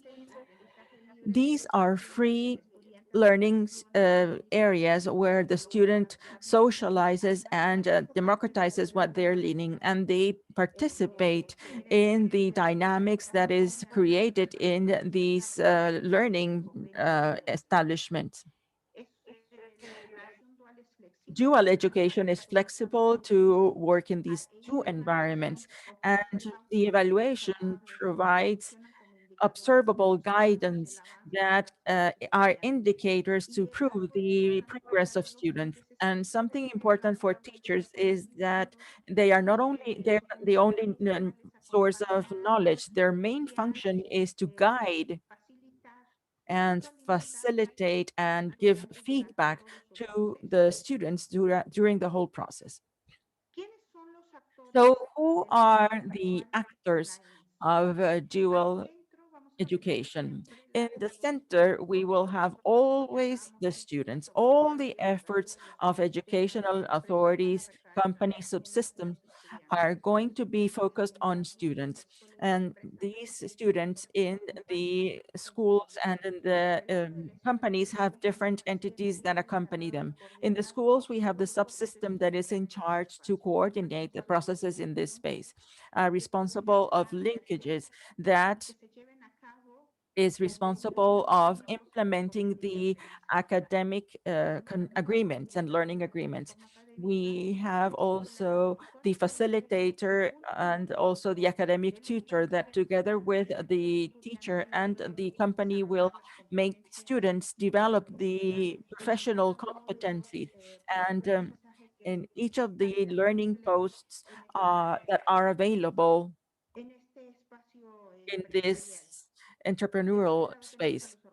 On this side, we have the entities of the entrepreneurial sector, which are the companies that participate so that this type of education takes place. And one of the important actors are the parents and the legal representative who are authorized and are in agreement that the student will develop their studies in these two learning spaces. So where is the convergence of these actors in the dual education system? This dual education system, its purpose is that all the academic offer is integrated in our country so as to recognize them and enforce them and escalate them in this education process. We have some expression like the subsystems model, the states model, the dual education model, the models promoted by the companies. So all of these models will need to be authorized by the Undersecretariat of Middle and Higher Education through the academic strengthening system. Once they are authorized, they go through the information system of dual education.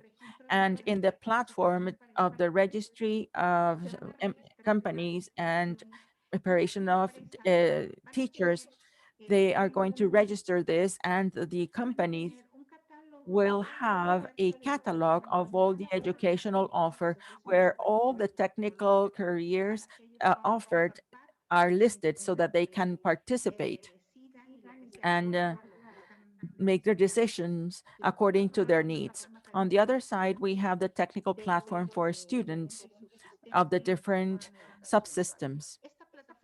This platform contains the curriculum units through the digital mediation in a virtual learning space, which today is truly important given the pandemic. So this platform has been created in 2016, and we have increasingly more students and teachers so that the competencies are developed. Once the student is selected for dual education, they need to go through a pre-dual system where they strengthen the social emotional skills and transferable skills so that the student can be adapted to this entrepreneurial environment and they can live and develop in this space. So what is the impact of dual education? We have some technical careers that are authorized, as well as the participation of 272 companies. Graduates, we have 1,076, and registered in the academic platform, 4,198 students. Now, to finish, what are the benefits of dual education? First, for the student, when they graduate, they can go to higher education or they can enter the labor market because they have been recognized with their dual education through the end of studies certificate. If the student wants to go into the labor market, they can then obtain or be evaluated through the certification of labor skills that are required by the productive sector. There is a greater linkage with the productive and labor sector, and this will help the update of study plans. And with this, we will strengthen technological and technical formation in the country by acknowledging the demand required by the labor market. And this dual education will have graduates with more skills to perform in the labor market, but also to go into higher education. So dual education is strengthened, and the government of Mexico has fostered this type of education so as to have better graduates, better students, and cooperation between schools and the entrepreneurial sector. Thank you very much.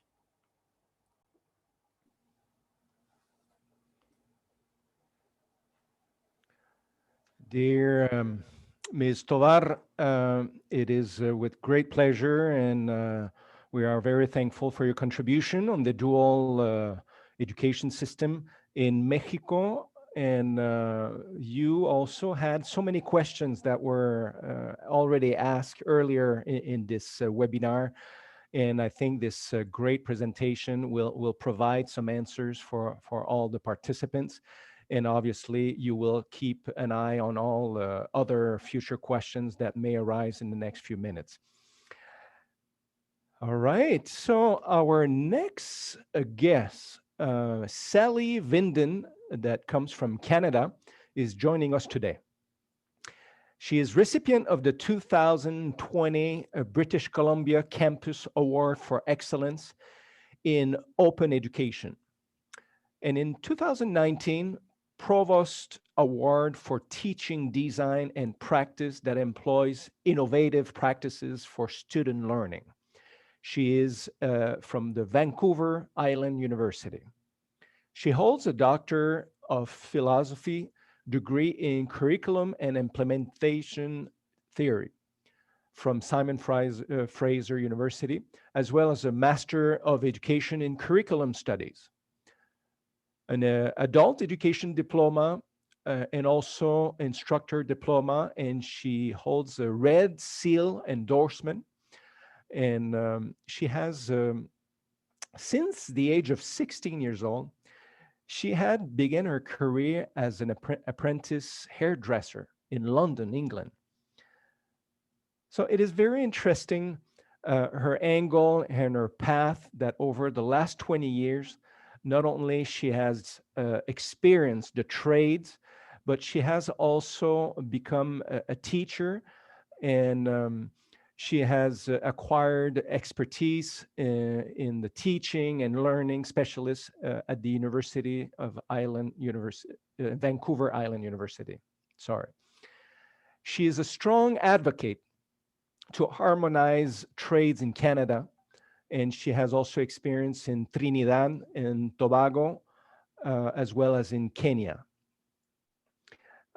She's very, she believes strongly in the stigma that is attached to trades, that needs to be replaced and need to be addressed. And she has a very strong passion to enhance all TVET quality education. So please help me welcome Sally Vinden.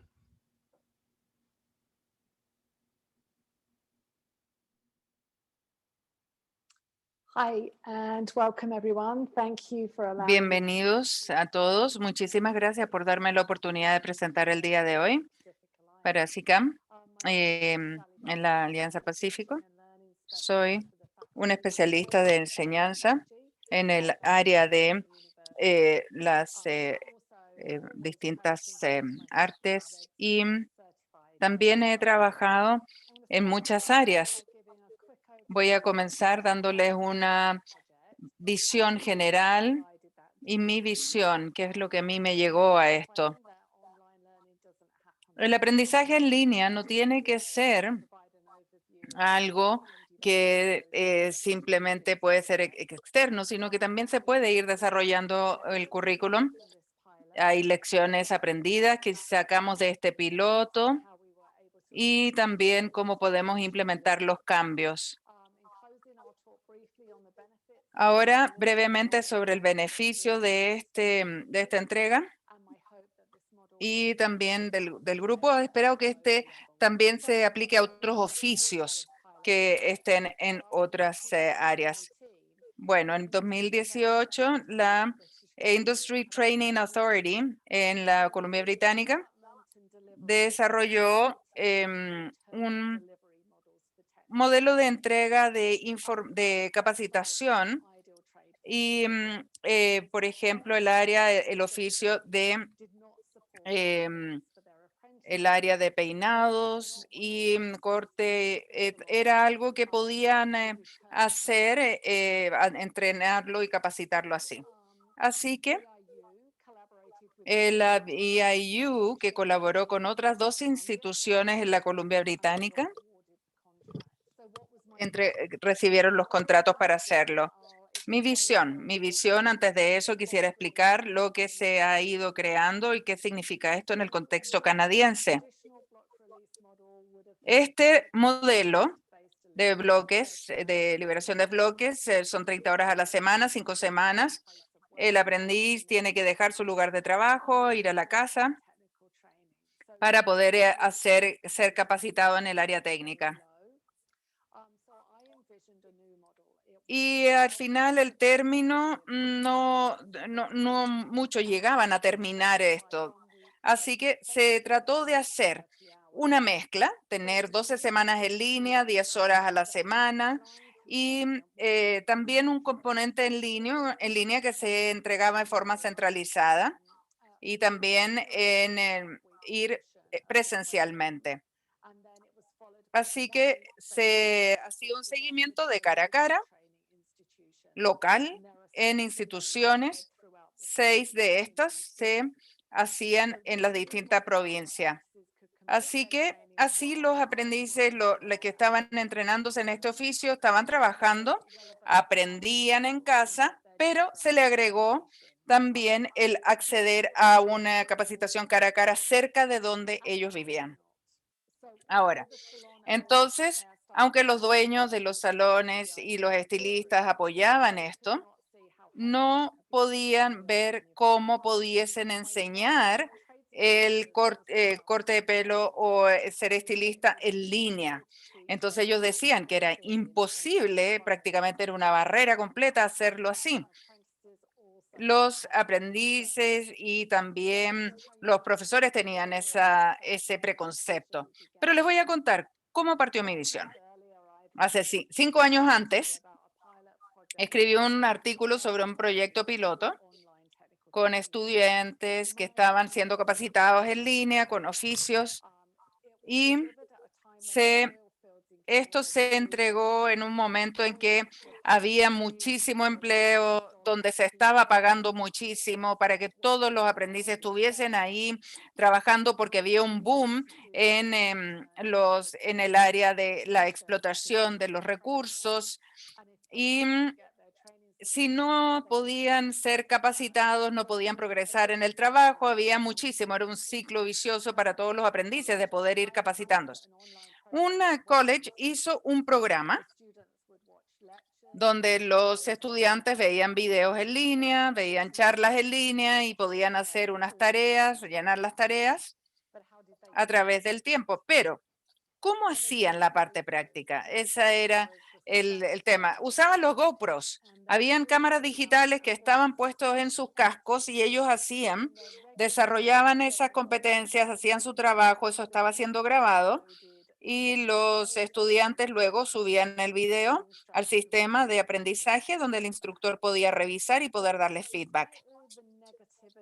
Entonces, a pesar de toda la negatividad que había alrededor mío cuando yo quería desarrollar esto, la historia de éxito comenzó ahí, porque esto siempre me estuvo dando vuelta y esto me permitió seguir avanzando.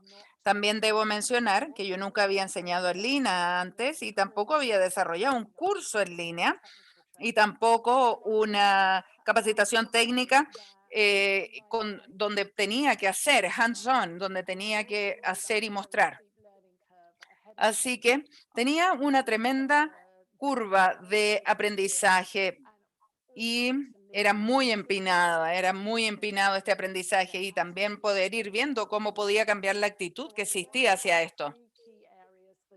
Tenemos 3 áreas clave para el desarrollo, habilidades de conocimiento, actitudes, facilitación, también pedagogos en línea, desarrollo, habilidades técnicas de desarrollo, todo LMS. Así que como sabía que esto era una gran tarea frente a mí, tratamos de ir viendo cómo podíamos ir analizando las prácticas actuales, modernizando las prácticas actuales, utilizando las clases, la sala de clases normal, y luego sacamos prácticas clave que están aquí enumeradas. Así que lo que aprendimos de todo esto era que la sala de clase tradicional y la forma de enseñanza va a depender del instructor, porque el instructor lidera la clase, se acelera, va más lento, se hace preguntas y va monitoreando los niveles de entendimiento de los estudiantes. Y también tienen el lujo de ir planificando. Ahora, la sala de clase digital es completamente distinta. Así que para comenzar a enseñar hay que estar tratando de manejar este sistema de aprendizaje y enseñanza asincrónico.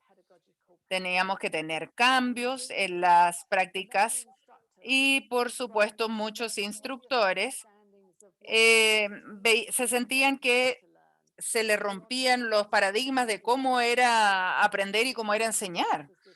Había un cambio en términos de lo que era la adquisición de conocimiento y el aprendizaje se llevaba a cabo sin la presencia de un instructor. Así que, ¿qué significaba esto? En el contexto de la sala de clase, el instructor se convierte en uno de los diseñadores curriculares. Los estudiantes que van a aprender en forma asincrónica, ellos tienen que ir desarrollando un sistema sistemático con los andamios adecuados para poder ir avanzando.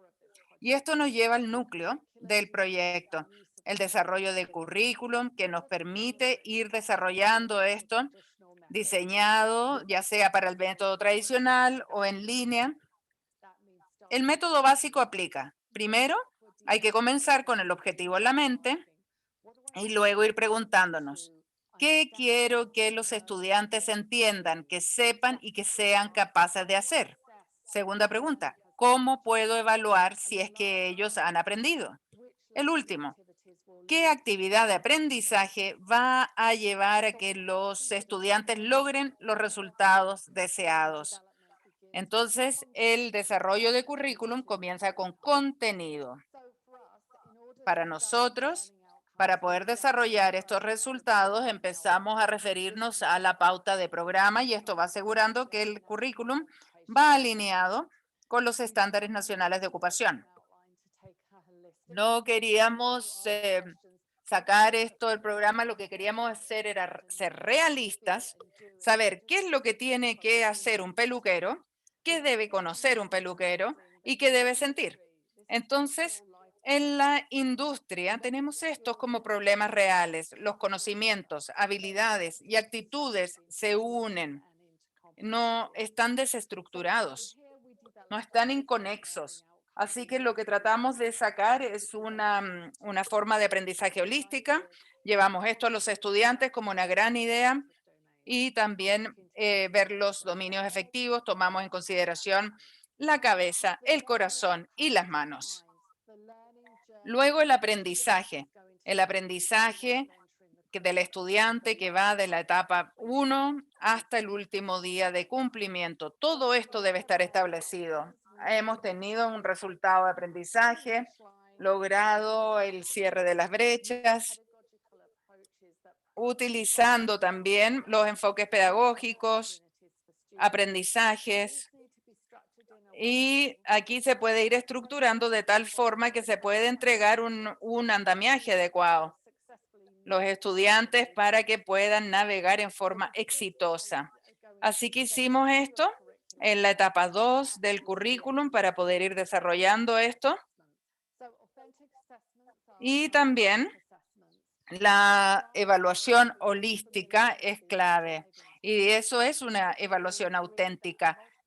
Todos estamos de acuerdo que una prueba de evaluación de alternativas múltiples no es auténtico. Auténtico es como una prueba de ir a manejar, para saber cómo va a resolver los problemas la persona que va a conducir el automóvil. También tenemos estudios de casos, ver la aplicación de los conocimientos y las habilidades, cómo lo van a aplicar, y esto permite a los estudiantes hacer una resolución de problemas. Y entonces en el contexto del nivel 2 tenemos la evaluación, la capacitación y el estudiante hace su práctica en modelos o maniquí y se graban con el celular, se cargan estas fotos o videos y de ahí nosotros podemos ir revisando y entregando feedback. La ventaja de esto, cuando vemos el video, el instructor puede ir más lento, a acelerar, incluso puede ir dando feedback de detalles. Esto es muy importante y es distinto. Es muy difícil hacer esto en una clase cara a cara. No puedes retroceder en una clase cara a cara. Así que muchos estudiantes reportaron que trabajaron con un mayor estándar porque se vieron a sí mismos aplicando estas competencias y luego lo registraron y lo cargaron, lo subieron. 19 estudiantes estuvieron involucrados en este proyecto. Los instructores reportaron un mayor nivel de competencia práctica que fue lograda, mucho mejor que un ambiente cara a cara.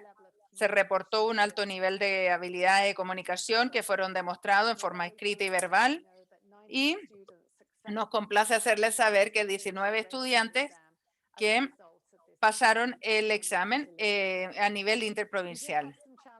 Tuvimos, sí, desafíos, éxitos también. Y los desafíos de los estudiantes, bueno, tuvieron un poquito de lucha ahí con la tecnología. Hay algunos, sobre todo, que no son nativos digitales y que tuvieron mayores problemas. La solución. en una segunda iteración del programa, la primera semana fue solo para darle la información a los estudiantes para que puedan utilizar las herramientas digitales. Los desafíos, bueno, los instructores no tenían la pedagogía digital, habilidades digitales, y la solución para eso, hicimos un taller de desarrollo de capacidades a las 6 instituciones para todos los profesores. Luego, los beneficios para la industria del área de la peluquería. Los aprendices pudieron mejorar también la capacitación técnica a tiempo, un impacto positivo en las tasas de completamiento. También los aprendices pudieron aprender a trabajar con la capacitación técnica, con la presión de trabajar con un empleador y no es necesario tener subsidio. También hemos podido apoyar el aprendizaje porque esto estaba inserto en el lugar de trabajo. Esto ha permitido al empleador también customizar esto a sus propias necesidades. Lo más importante, veamos los beneficios del aprendiz. Accesibilidad a la capacitación técnica y clases que no son canceladas porque hay poca gente registrada. La capacidad de trabajar en la capacitación técnica, mantener un nivel de capacitación, aumentar sus niveles de ingreso o sostener el nivel de ingreso. También la habilidad de poder tener un servicio continuo, poder continuar entregando servicios a los clientes establecidos. Se reduce también los gastos de viaje y estadía.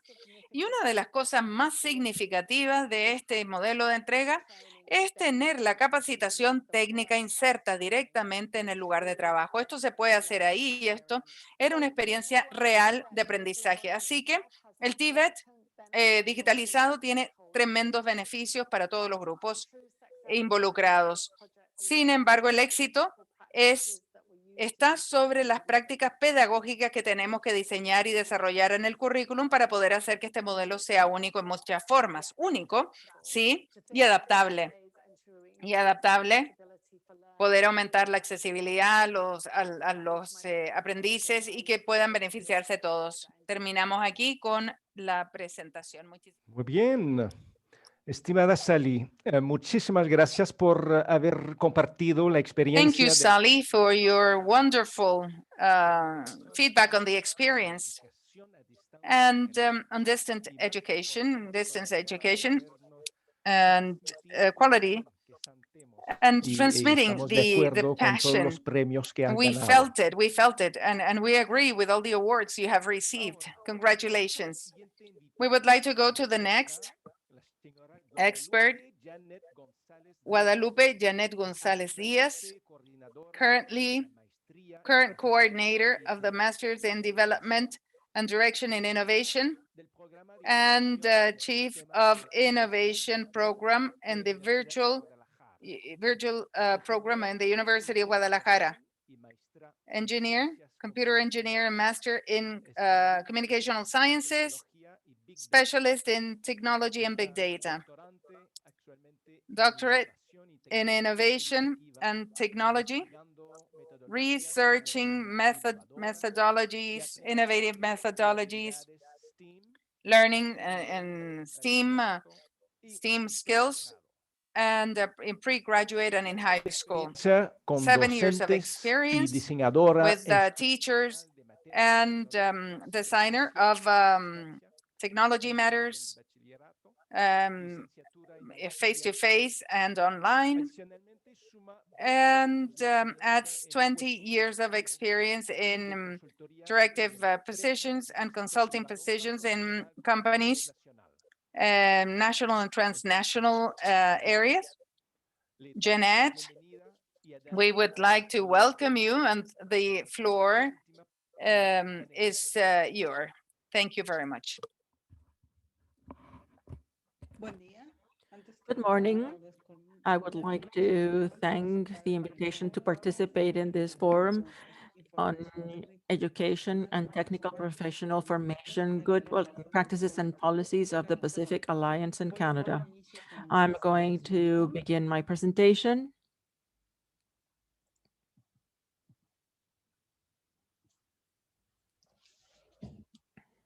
Ok, bueno, en esta ponencia voy a platicar. I am going to talk about the challenges of the migration to distance learning in education in times of COVID-19. I'm Janet Gonzalez Diaz. I'm the coordinator and also responsible for the innovation program in the virtual university system of the Guadalajara University. First, I would like to talk to you about the legacy of pandemics in innovation. We all know that after the pest in Europe, the advances in science and technology set a precedent. And there were many, many changes. And this was due to the need that survivors had to do more with less in all areas. And out of this, there were advances in medicine, which were very significant compared to the years after this pest. Survival makes human beings do very impressive things. Education in the times of COVID-19. This required many things from educational systems. In Mexico, this was an abrupt change. We had not foreseen that it was going to last for so long. So this abrupt change established several demands. First of all, it was necessary to have devices and computers to have access to the classes. And this was necessary both for the teachers as well as for the students. It was necessary to have an internet connection. And not all the teachers or not all the students had them at their homes. Also, it was necessary to have a video conferencing platform. So initially, we started to use free platforms that were not very safe. And as the health crisis moved ahead, then we saw the need to have a platform for video conferencing that was safe, and also the necessary platform and infrastructure to check the activities and also the homeworks.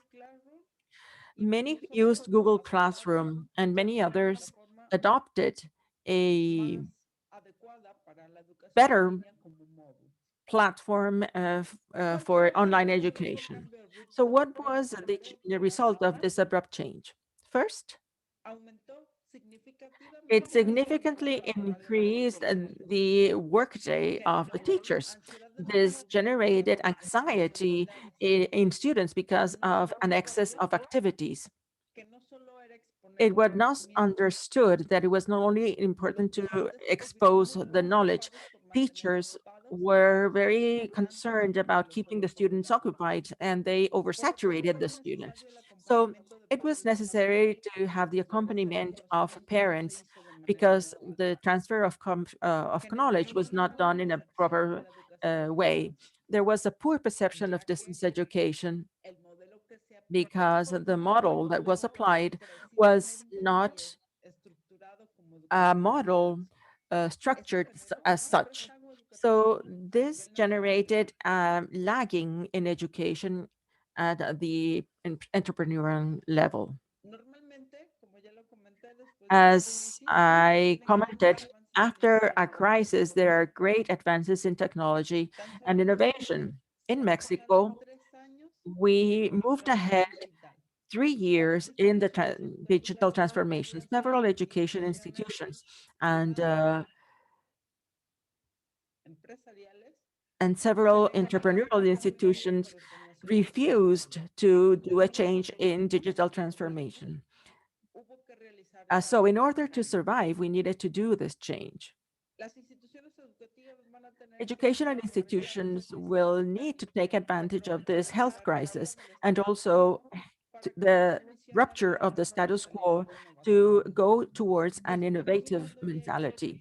We don't know when this will happen, and we don't know when normality will come back. Maybe will never come back. So educational institutions and enterprises must be prepared with the necessary infrastructure and technology so as to solve the crisis. We need to adapt to remote work.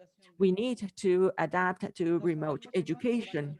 We don't know when being in the classroom as we knew it will come back. So I'm going to present to you the virtual university system as an educational model.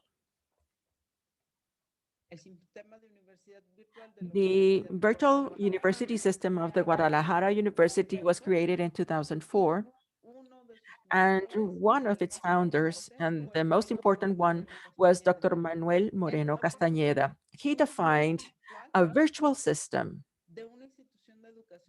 of a higher education system based on a teaching system, a learning system that operates through the most advanced telecommunication technologies and electronic networks.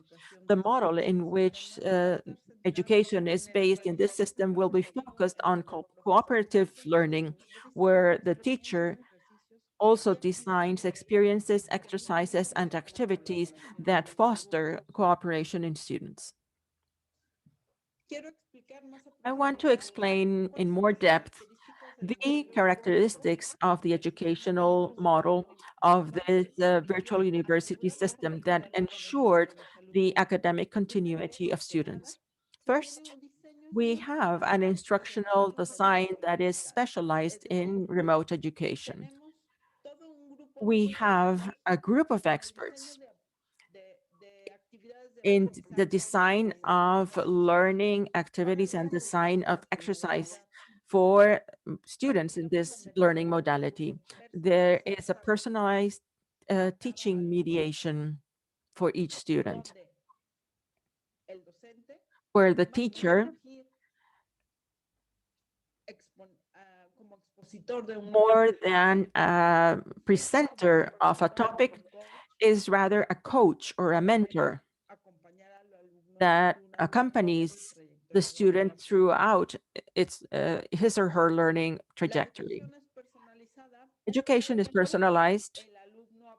However, the student learns in a community, and this allows them to interact in groups, in multidisciplinary groups, or even transdisciplinary groups, where they analyze problems that maybe are not problems that belong to their study area. But this allows them to enable their skills to propose solutions. And there's also curricular flexibility.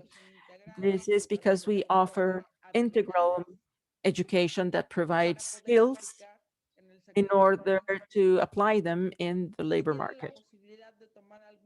If they can take some of these courses, then the students can be accredited as a subject for their career or for their postgraduate degree. And the purpose is to generate this flexibility so that they have a broad scope of courses so as to be accredited in their career. The educational model is focused on the student experience. As we can see in this logo, our goal is the student, our objective is the student. So we focus the administration, academia, the technology that supports this platform, and also the research that is generated. But all of these factors are centered on the student experience.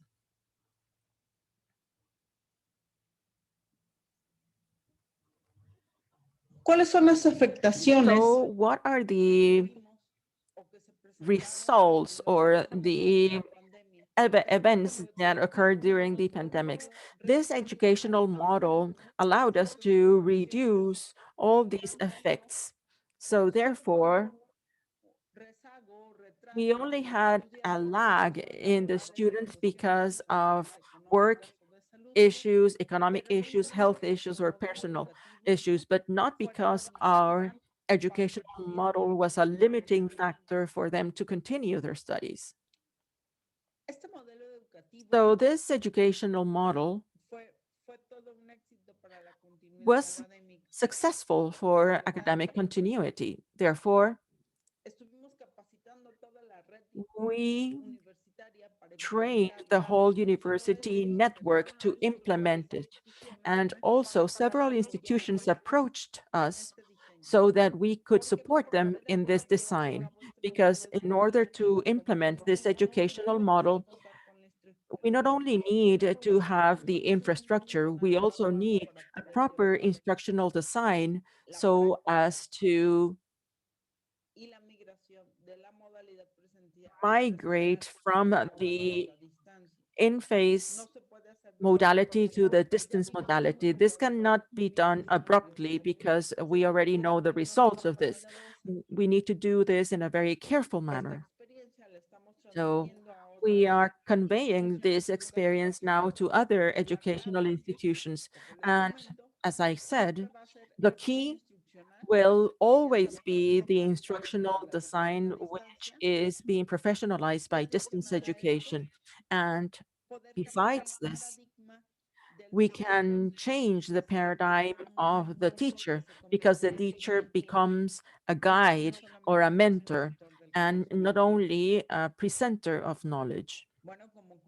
As a conclusion, thanks to this educational model of the University of Guadalajara, they created the system of the virtual university, and the effect during the pandemics were reduced to a minimum and ensured the academic continuity of all the students in this virtual system, and this avoided the saturation for teachers.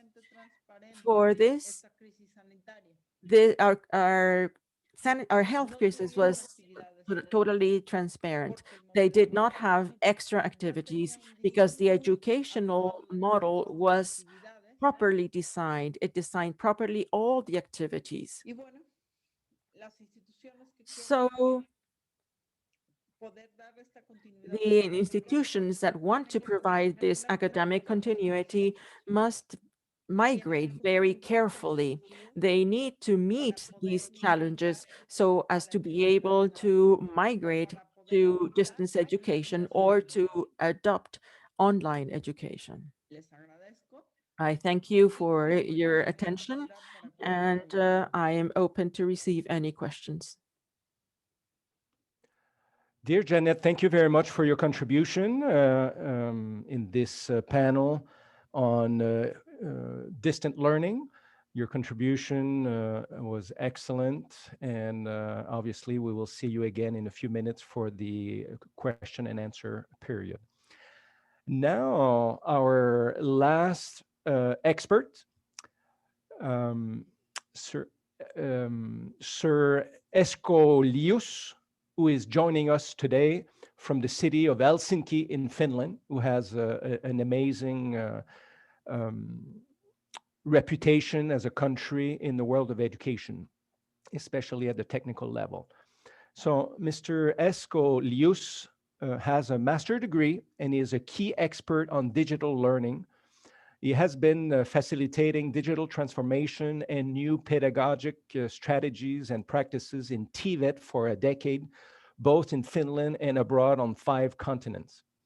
Dear Esko, we welcome you as our last panelist and expert. Over to you.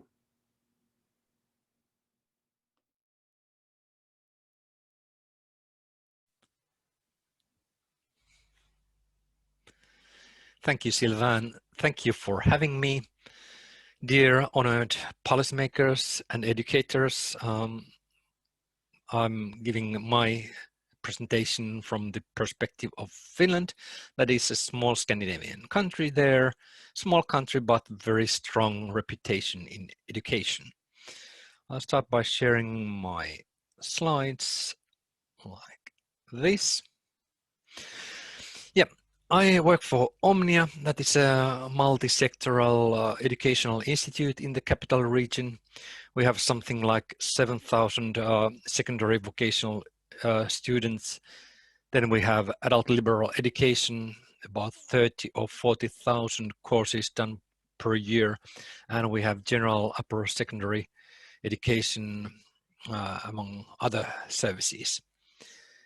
And my title for this presentation is quite a mouthful: 2 ways of how digitalization helps to improve feedback on competence development and assessment in TVET. So there are 2 different concepts: feedback on competence development and assessment. And I will shed light why I divide these 2 here. Let me start with this EU digital competence framework, and there is a particular sub-framework for the educators. And you can see the overall diagram here. And we are now discussing what is in the common language called as assessment, or assessment plus feedback, as we see it in the Finnish vocational education. And here assessment is number 4. It's central to educators' pedagogic competencies, and it's divided into 3 sub-areas: assessment strategies, analyzing evidence, and feedback and planning. Of these, if we think about sort of digital competencies especially, and the assessment strategies, developing them means to use digital technologies for formative and summative assessment and feedback, to enhance the diversity and suitability of assessment formats and approaches. So, and this is a very important practical work a teacher has to do. The other thing is that in analyzing evidence, we need to generate, select, critically analyze and interpret digital evidence on learner activity, performance and progress in order to inform teaching and learning. Here again, when we think about digitalization, we tend to discuss and facilitate our teachers how these processes transform when the tools and platforms change. And also feedback and planning, to use digital technologies to provide targeted and timely feedback to learners. So this is something that has changed quite a lot, as you know, during this very special year. Assessment and feedback on competence development. There are 2 different things to take into account in order to have it to help and not to be a bottleneck in innovating education. The first thing is, when integrating digital technologies into learning and teaching, we must consider how digital technologies can enhance existing assessment strategies. So enhance existing strategies, that's one area. And it's important to think that, okay, it's not only to make them more effective and fluent, but it's also, we must consider how they can be used to create or to facilitate innovative assessment approaches. It changes the process quite a lot, especially on 3 areas. And it says digital technologies can contribute to directly monitoring learner progress, to facilitating feedback, and to allowing educators to assess and adapt their teaching strategies.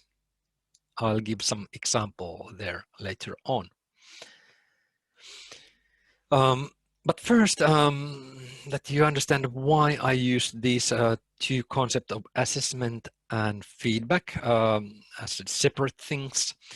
The vocational education training is in Finland, it's completely competency based, and the students demonstrate their skills in particular competence demonstrations, in practical tasks, in authentic working environments, it's not so important what do they attend lessons or how they practice and develop their skills. Most important is that they achieve these skills. And these are assessed in the competence demonstrations, and assessment is here a legal term having its criteria, etc., etc. And this assessment is done with the learner, teacher, and working life representative. And during the studies, we say that teacher and workplace tutor, they give feedback on competence development. So this is the reason I use these two words, assessment and feedback. I've included two slides of further information. I won't go through them now, but especially for you policymakers, it's important to understand what is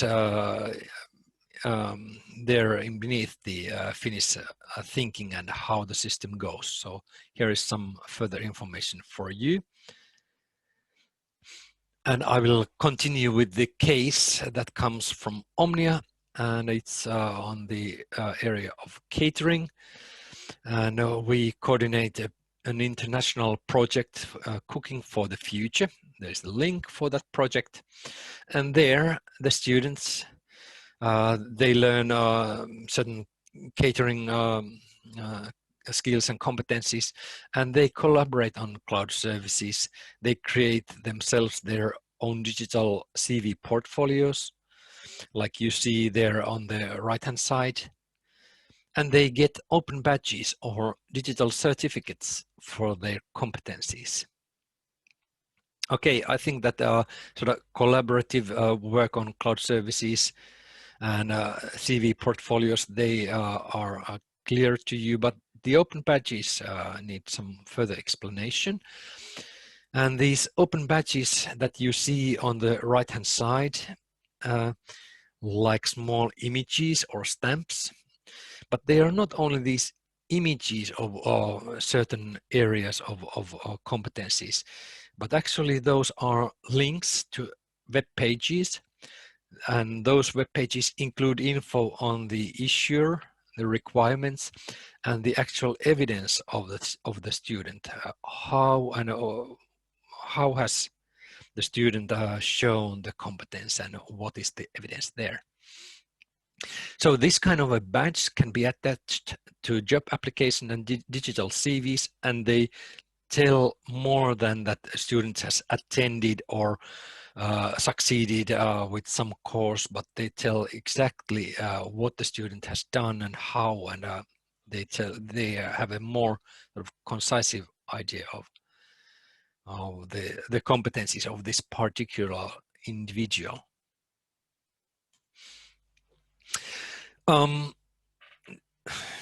Digitalization doesn't just happen like this, but surely the institutes and colleges need to support their teachers.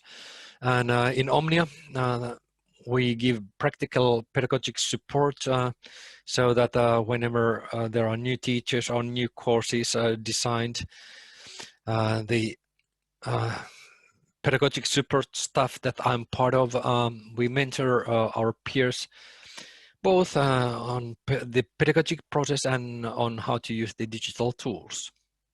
And in the case of feedback and assessment, we may, for example, discuss with the teacher or the team of teachers, for example, to consider these 6 things. First, of course, ensure that the students understand the expectations and what will be assessed. That's crucial, of course. The second thing is to create an assessment journey so that it's sort of logical and the student internalizes how the process goes and what new skills are built upon the things that have been learned before. 3, give continuous feedback and encourage to peer-to-peer feedback. Yeah, that's one part leading to the learning new competencies. and promote quality, integrity, and challenge. And then we discuss how this kind of quality thinking is seen in the teaching. Pay attention to different learners and situations. We have more than 100 different nationalities or language, mother language backgrounds within our students. So this is very important as well. And pay attention to results, and pay attention also that the result is not an end point, but it is a sort of the step to start the next circle or next phase. Another thing is that, okay, surely we help them in more practical ways as well. For example, when they are designing an online course, we may use some ready available tool like this Jill Salmon's 5-stage model. That is that includes both the technical side of carrying on with the course and also the social and sort of the processual side of it. So these kind of things we take into account and ensure that the teacher understands. And if you need, if you want to know more about how we've been carrying out this support, there's a link for my presentation, Resilient Learning for All, I gave in an UNEVOC webinar in July. Then some benefits of digitalization in technical and vocational education and training, especially now when it's this kind of a pandemic situation and social distancing has been so important. Digitalization has been very useful, especially this year all over the world. From the learner's point of view, of course, it's now with digital tools, it's easy to combine on-site and online training. Reporting, supervising, and communicating is easier. And also to the private sector towards the world of work, they can create easy to share digital portfolios and such that the evidence and more information about their competencies is available. For the institution and the trainer or teacher, surely there's better administration with less effort, and this kind of a sort of collaboration both with the learner and world of work is easier. And also the enterprises, companies, and internship places, they understand better what the secondary vocational education and training is about and how it works. So this was a very short, quick presentation on the Finnish approach to feedback and assessment in technical and vocational education and learning. And these slides are available both on the conference site, and also I've added an address j.mp/ep-ap-lius. Okay, thank you.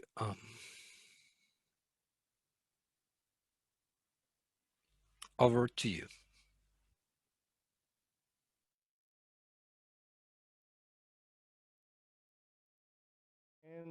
Muchísimas gracias, estimado Esko Lius.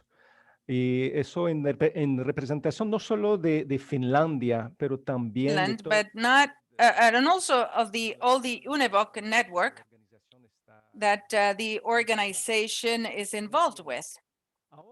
Okay, now we have our block, a Q&A block, and I see that we have 818 people connected. We are very glad to see that we have gone beyond the 800 people. We have managed many questions, 78 questions that have been answered in writing. And we have 37 open questions, and these will be dealt with right now. We have some minutes open. Each panel member will have a maximum of 2 minutes. We'll be answering some of the questions. If we cannot deal with all of them, well, we will answer them next week. We will be in subgroups, and that would allow us to answer more questions. I would like to invite Sonia Michaud.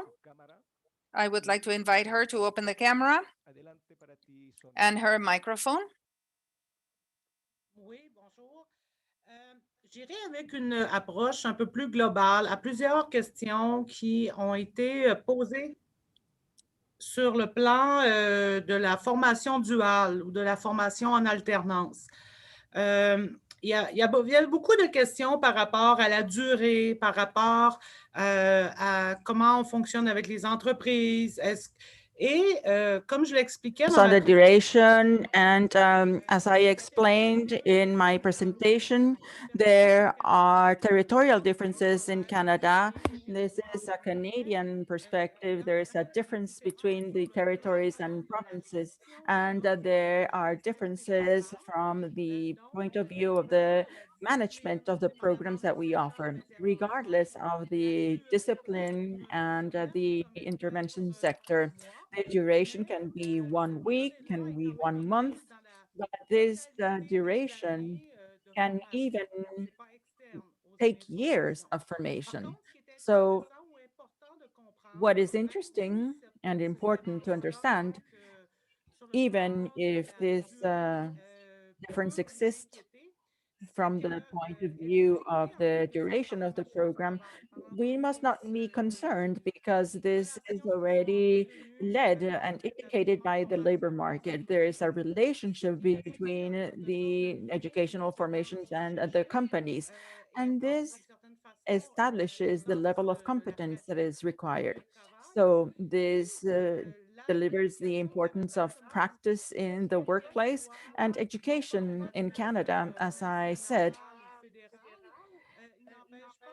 whether it is national or federal. This does not prevent the existence of a structure that the Council of Ministers of Education provides. So there is a forum, there is a round table with all the ministers of education, whether territorial or provincial. And at that point, they exchange ideas to guarantee that there is a coherence between the different systems of the regions and provinces. So that's what I wanted to add. Thank you very much. Thank you, Sonia. Now we are going with Renaud Belmar from the College of Bourg-Marcy, Belmar. Can you open your camera?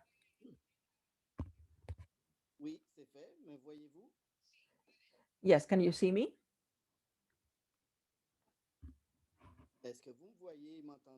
Oui, Renaud. OK, parfait. Are you seeing me? Well, I received some questions regarding the cross-cutting competencies. How do you deal with this in the evaluation of learning?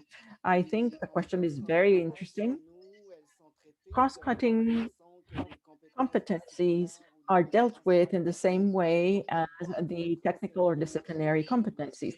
So they must be taught and evaluated so as to give a student their diploma. So they are part of the education of the students, and there are also the professional aptitudes, or what they call the soft competencies. And these are also part of the curricula and need to be taught in different modules. There are some that are probably more obvious competencies in terms of communication, for example, or cooperation. But there are some that are in other programs, for example, the healthcare program, where the student needs to be empathic. They need to prove that they're empathic. So there are differences in the courses and modules where the students need to learn to be empathic vis-a-vis the clients that they are going to face in the labor environment. So this is made in labs and also in internships in the real workplace. So that is what I wanted to add. I think that I answered all of the other questions that were asked. I responded in French. So maybe you can use Google Translate if you have some difficulties to read my answer. Thank you, Renaud. Now we are going with our next expert, our guest, Ana Alfaro from the Ministry of Education of Peru. You have the floor. Thank you. Thank you all. One of the questions that is similar to the previous one has to do on evaluating these cross-cutting competencies or employability competencies in Peru. Many people have asked about this, and these competencies are not evaluated by themselves, but they are for a fundamental part in the educational process. And we consider that it's necessary to evaluate the practical aspect. This is one of the most fundamental and complex things to evaluate.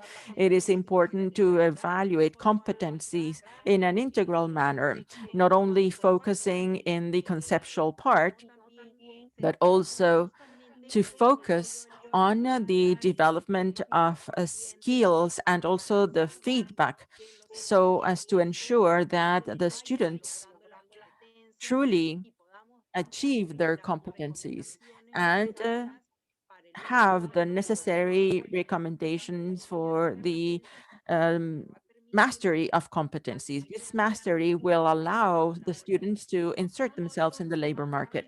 It's not only important to ensure the formation and that the student dominates this technical or conceptual element. It is important to combine this with the employability skills, because these competencies will not only allow students to insert themselves in the labor market, but also to remain employed, which is what is fundamental.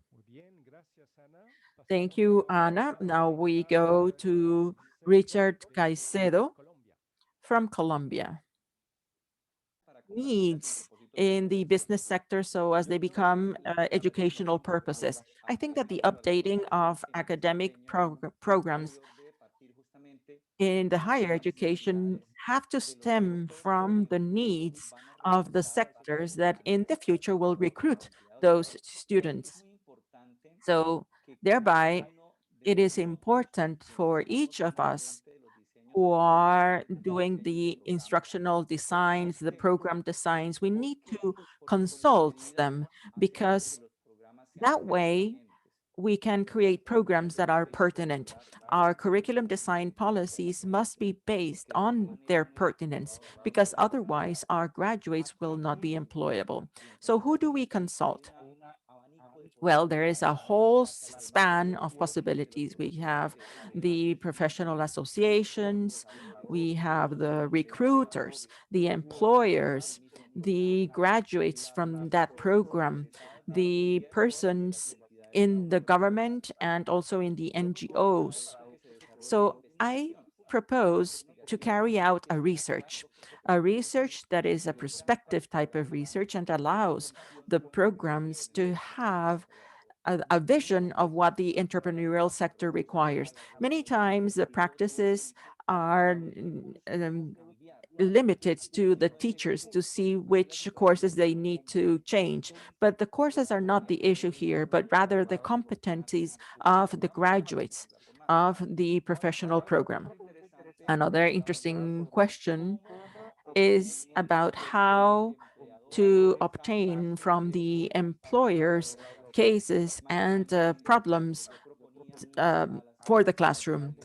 So I proposed to the entities in the government to help with tax releases so that we in academia can have this contact with the employers.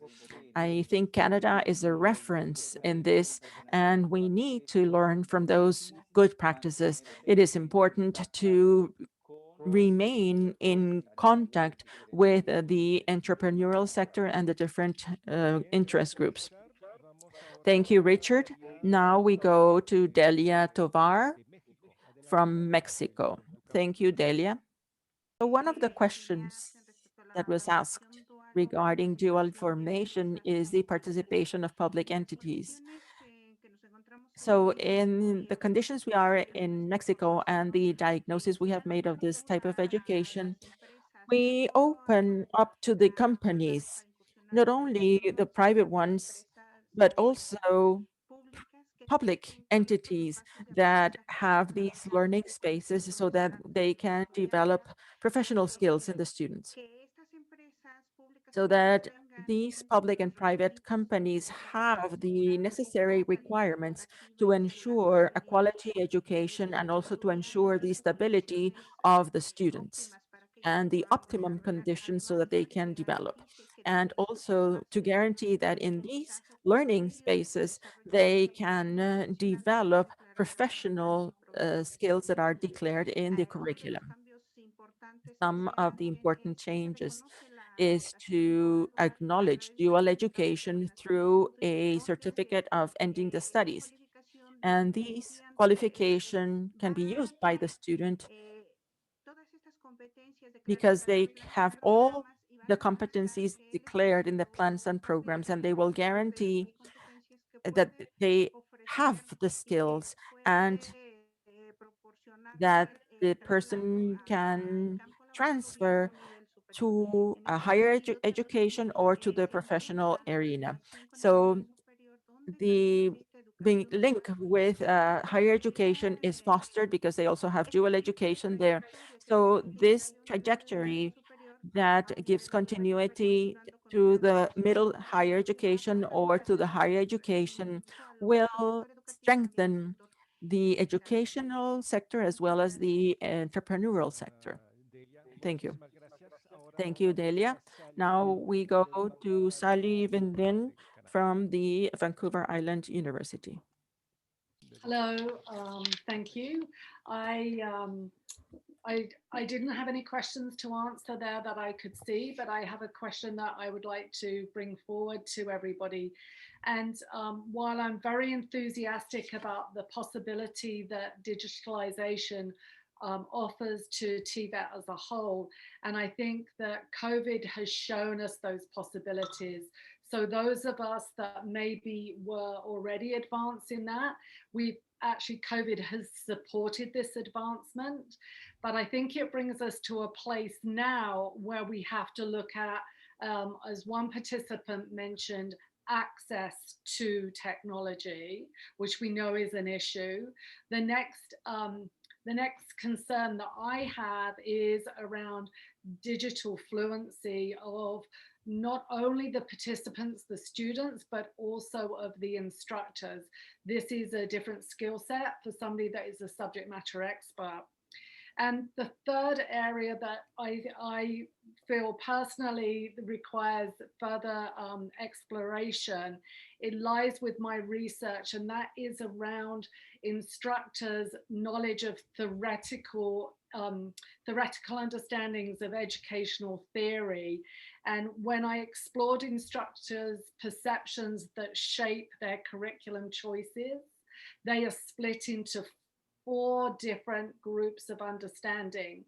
And those that see TVET only as hands-on, that are missing the complexity that precedes any of those psychomotor skills, the cognitive domain gets overlooked. And when we perceive that we still view from a academic vocational lens as separate entities, we need to explore that further. Thank you. Excellent. Thank you, Sally.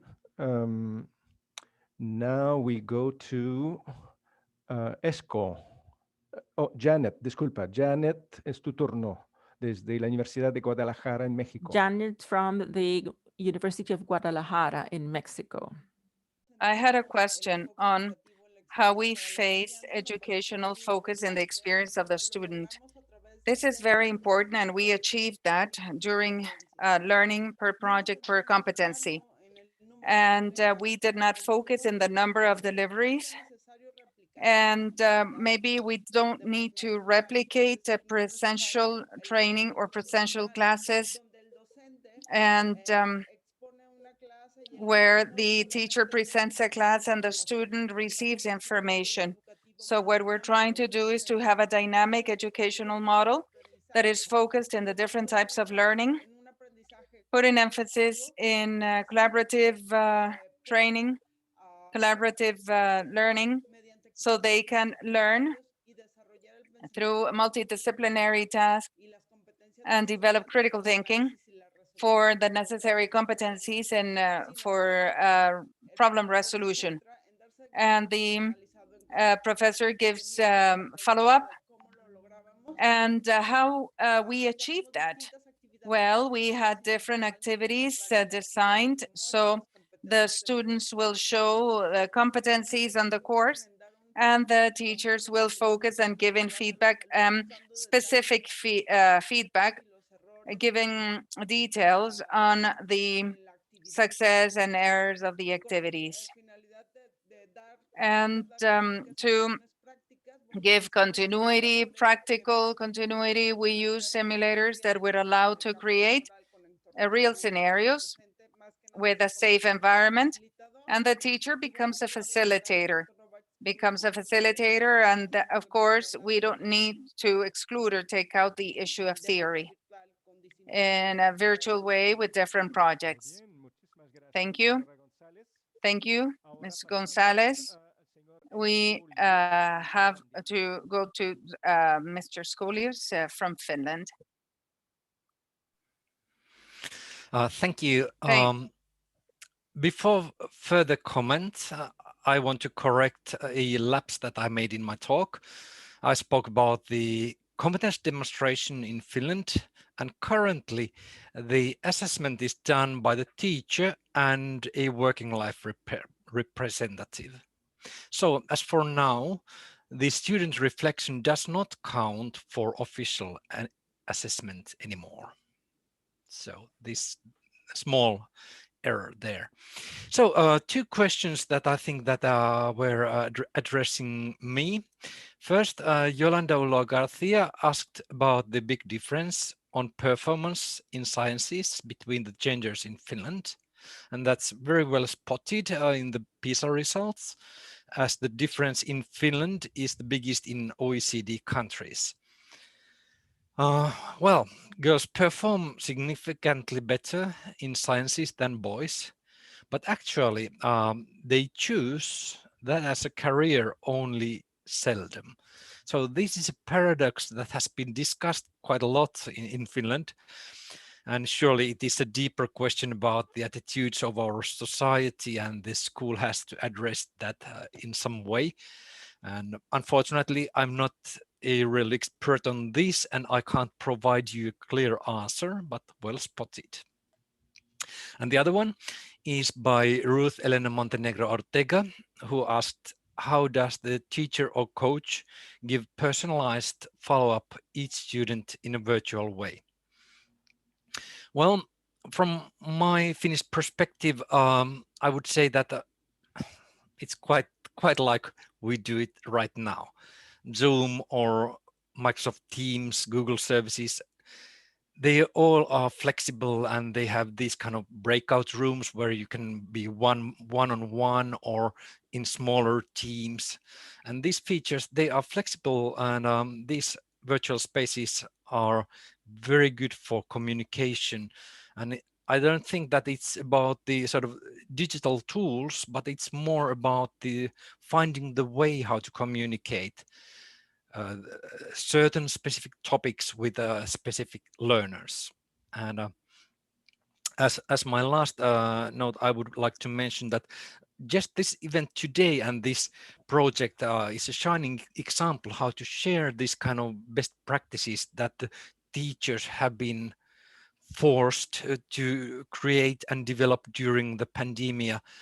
And only few are such that take part on these international big events, and I hope that similar sharing takes place also on regional and local levels. And that is something that I've found out that in many countries, even this year, the policymakers have to think about and think anew where to find resources and how to facilitate that this actually takes place. That so it's not only the sort of the best teachers making the difference, but it's a wider movement. Okay. Thank you. Thank you. Thank you, Esco. Now, for the closing words of the day, I have the pleasure of presenting the Minister of Education in Peru, Martín Benavides Abanto. He worked as the superintendent of the National Superintendent of Higher Education, University Education in 2018. He's a sociologist, has a doctorate in sociology by the Pennsylvania State University, and had a master's in policy, international, and has been part of the group of development between 2008 and 2014, and was director research director early on. Has been a fellow of the Center of Advanced Studies in Behavior Science of the University of Stanford during 2007 and 2008, and affiliate researcher for the Stanford Center for Study of Poverty and Inequality. Also won the scholarship for scientists in countries and development for the spirit of development from France. Mr. Minister Benavides, the floor is yours.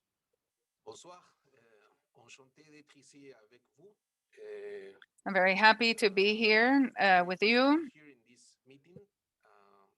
En español, perdón. Un saludo a las autoridades. I would like to greet the authorities and the participating countries, as well as the private sector, civil society from Asia Pacific, from Canada, as well as the members and the SICAN network, that from the virtuality and the digital world, they have participated in this forum that I have been able to attend.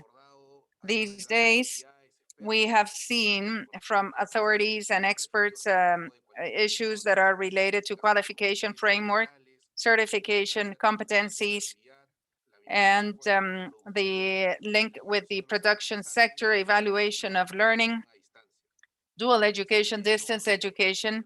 These issues are of great relevance for the technical and professional training in our countries. Peruvian state has a great challenge in the quality of education in the country, in all stages, levels, modalities of the educational system.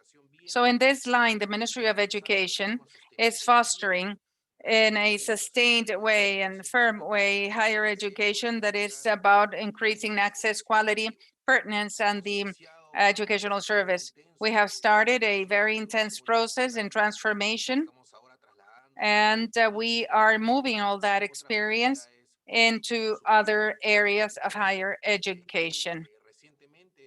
So that's why we have approved the National Policy on Higher Education.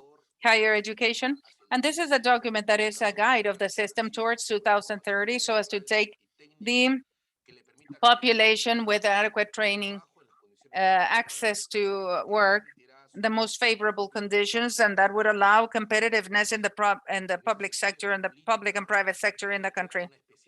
And this gives great attention, and as never before, in technology, technical and productive, considering diversity, and also considering the importance in our country.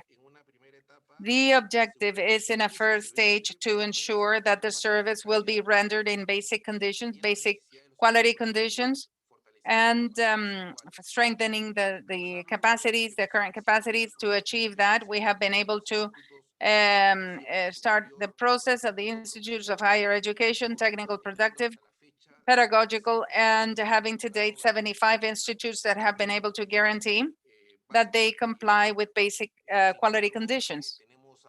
However, we have approximately 1,000 institutes, and we still have a very intense work. And we have a coordination with the regional governments, and they are promoting these institutes. And we want to initiate a work on optimization the offer so as to make sure that we won't have institutes that will double the offer in areas where they could only have one. And what we're trying to do is to extend the public educational system to improve the access index in the countries and make it more equitable.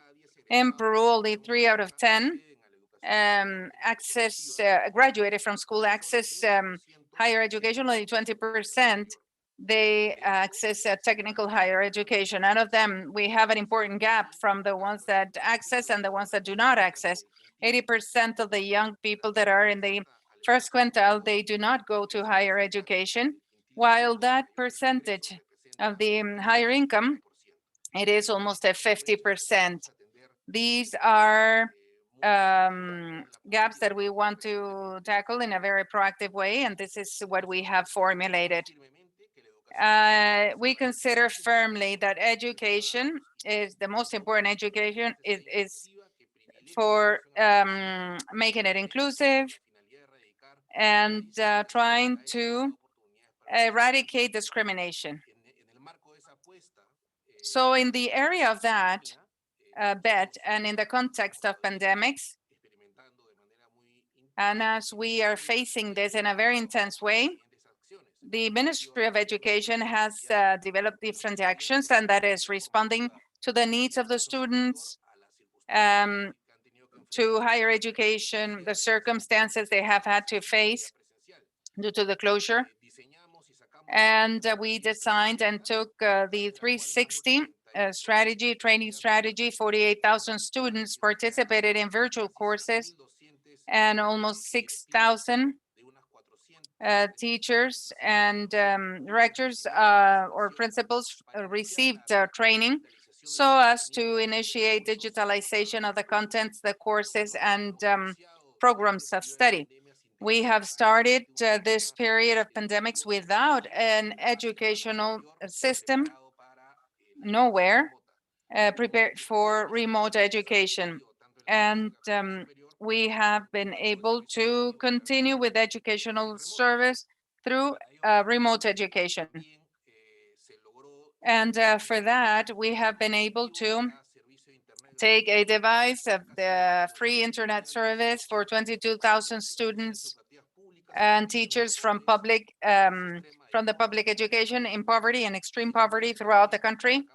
And we also had a scholarship of continuity to initiate studies in institutes where they have been affected, families that were affected by the loss of their jobs linked to the economic crisis that we had during pandemics. And to reach to that goal in the framework of the Pacific Alliance, we supported ourselves on the technical and education.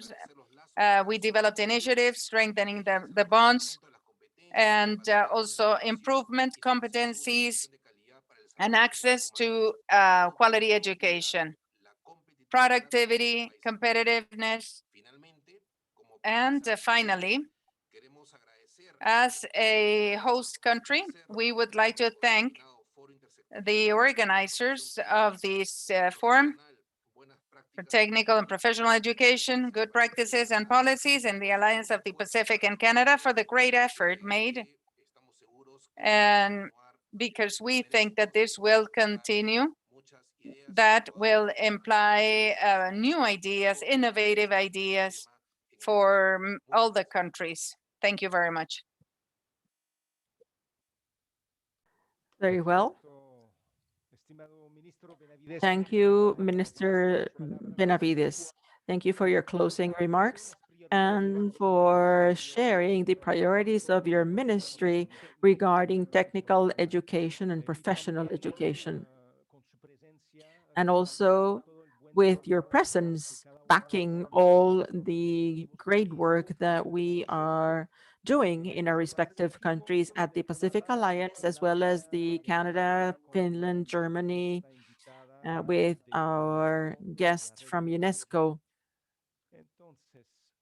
So now I would like to invite my colleague from SICAN and main program officer Brigitte to give our thank you words and to remind you about our next and last webinar next week. So I bid you goodbye, and I personally thank you for your excellent participation. And also I would like to congratulate the 832 participants that are connected right now. Thank you. Brigitte, you have the floor. Thank you, Sylvain. I have the pleasure of sharing the closing words on behalf of the SICAN team to close this third session of the forum, which has been of a very high level. We would like to thank once again all the speakers and the authorities of the 4 countries of the Pacific Alliance and Canada, and our international guests from UNESCO, Univoc, for their valuable presentations today regarding the assurance of quality at the EVP. So it has been very enriching to listen and learn from the different experts and authorities from the ministries of education and also representatives and leaders of educational institutes. This has allowed us to reflect upon in a wide manner on how to ensure a quality offer at the AFT to be so that it is inclusive, diverse, sustainable, and flexible, and that responds to the needs of the labor market that is ever changing. Your contribution on topics such as the evaluation of learning, the practice modalities, and distance education have helped us to see the challenges, priorities, and how they can be approached from different perspectives, from your experiences, good practices, and policies. We would like to thank, of course, all of the participants that were connected in this session. So to all of you who are connected and are online, we appreciate your interest and participation. We have once again created a satisfaction survey, which we do every time we do have the webinar. And it is a very short survey, and the link is shared in the chat. We thank your collaboration in this matter. So the next and last session of the forum will be on November the 5th, next Thursday. This session will be different than today's because it will be basically a participative meeting and dynamic meeting through an active work in subgroups in your panel of preference and also by country.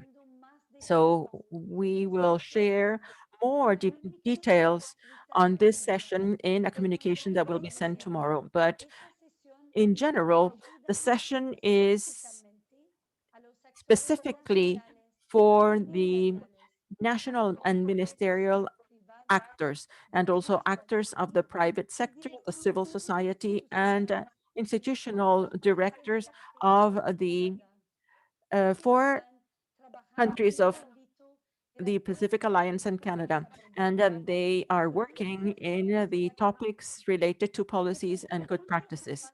The intention is for this space of discussion to become one of collective construction based on the inputs of the different presentations and also the experiences of each participant so that they contribute from the practice to the reflection on the topics of the forum.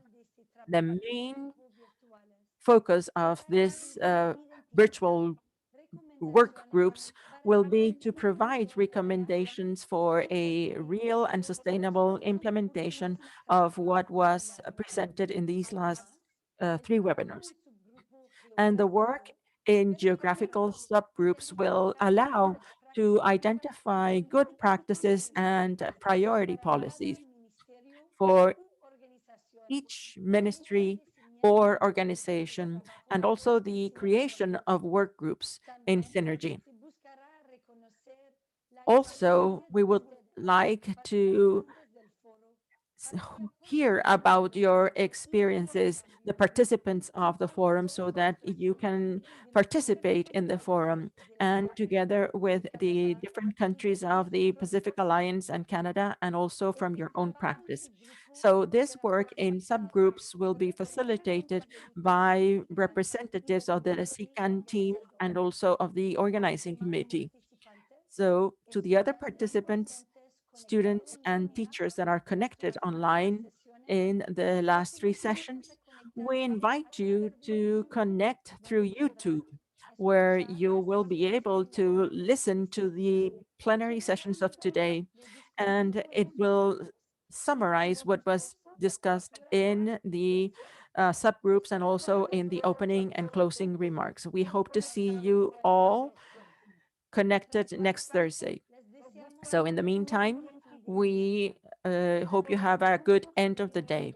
It is a pleasure to conclude this event that we are sure has strengthened international dialogue as well as our own competencies in these skills. Valuable participation again today. Merci beaucoup à tous et à toutes pour votre importante participation. Thank you all for your important participation today.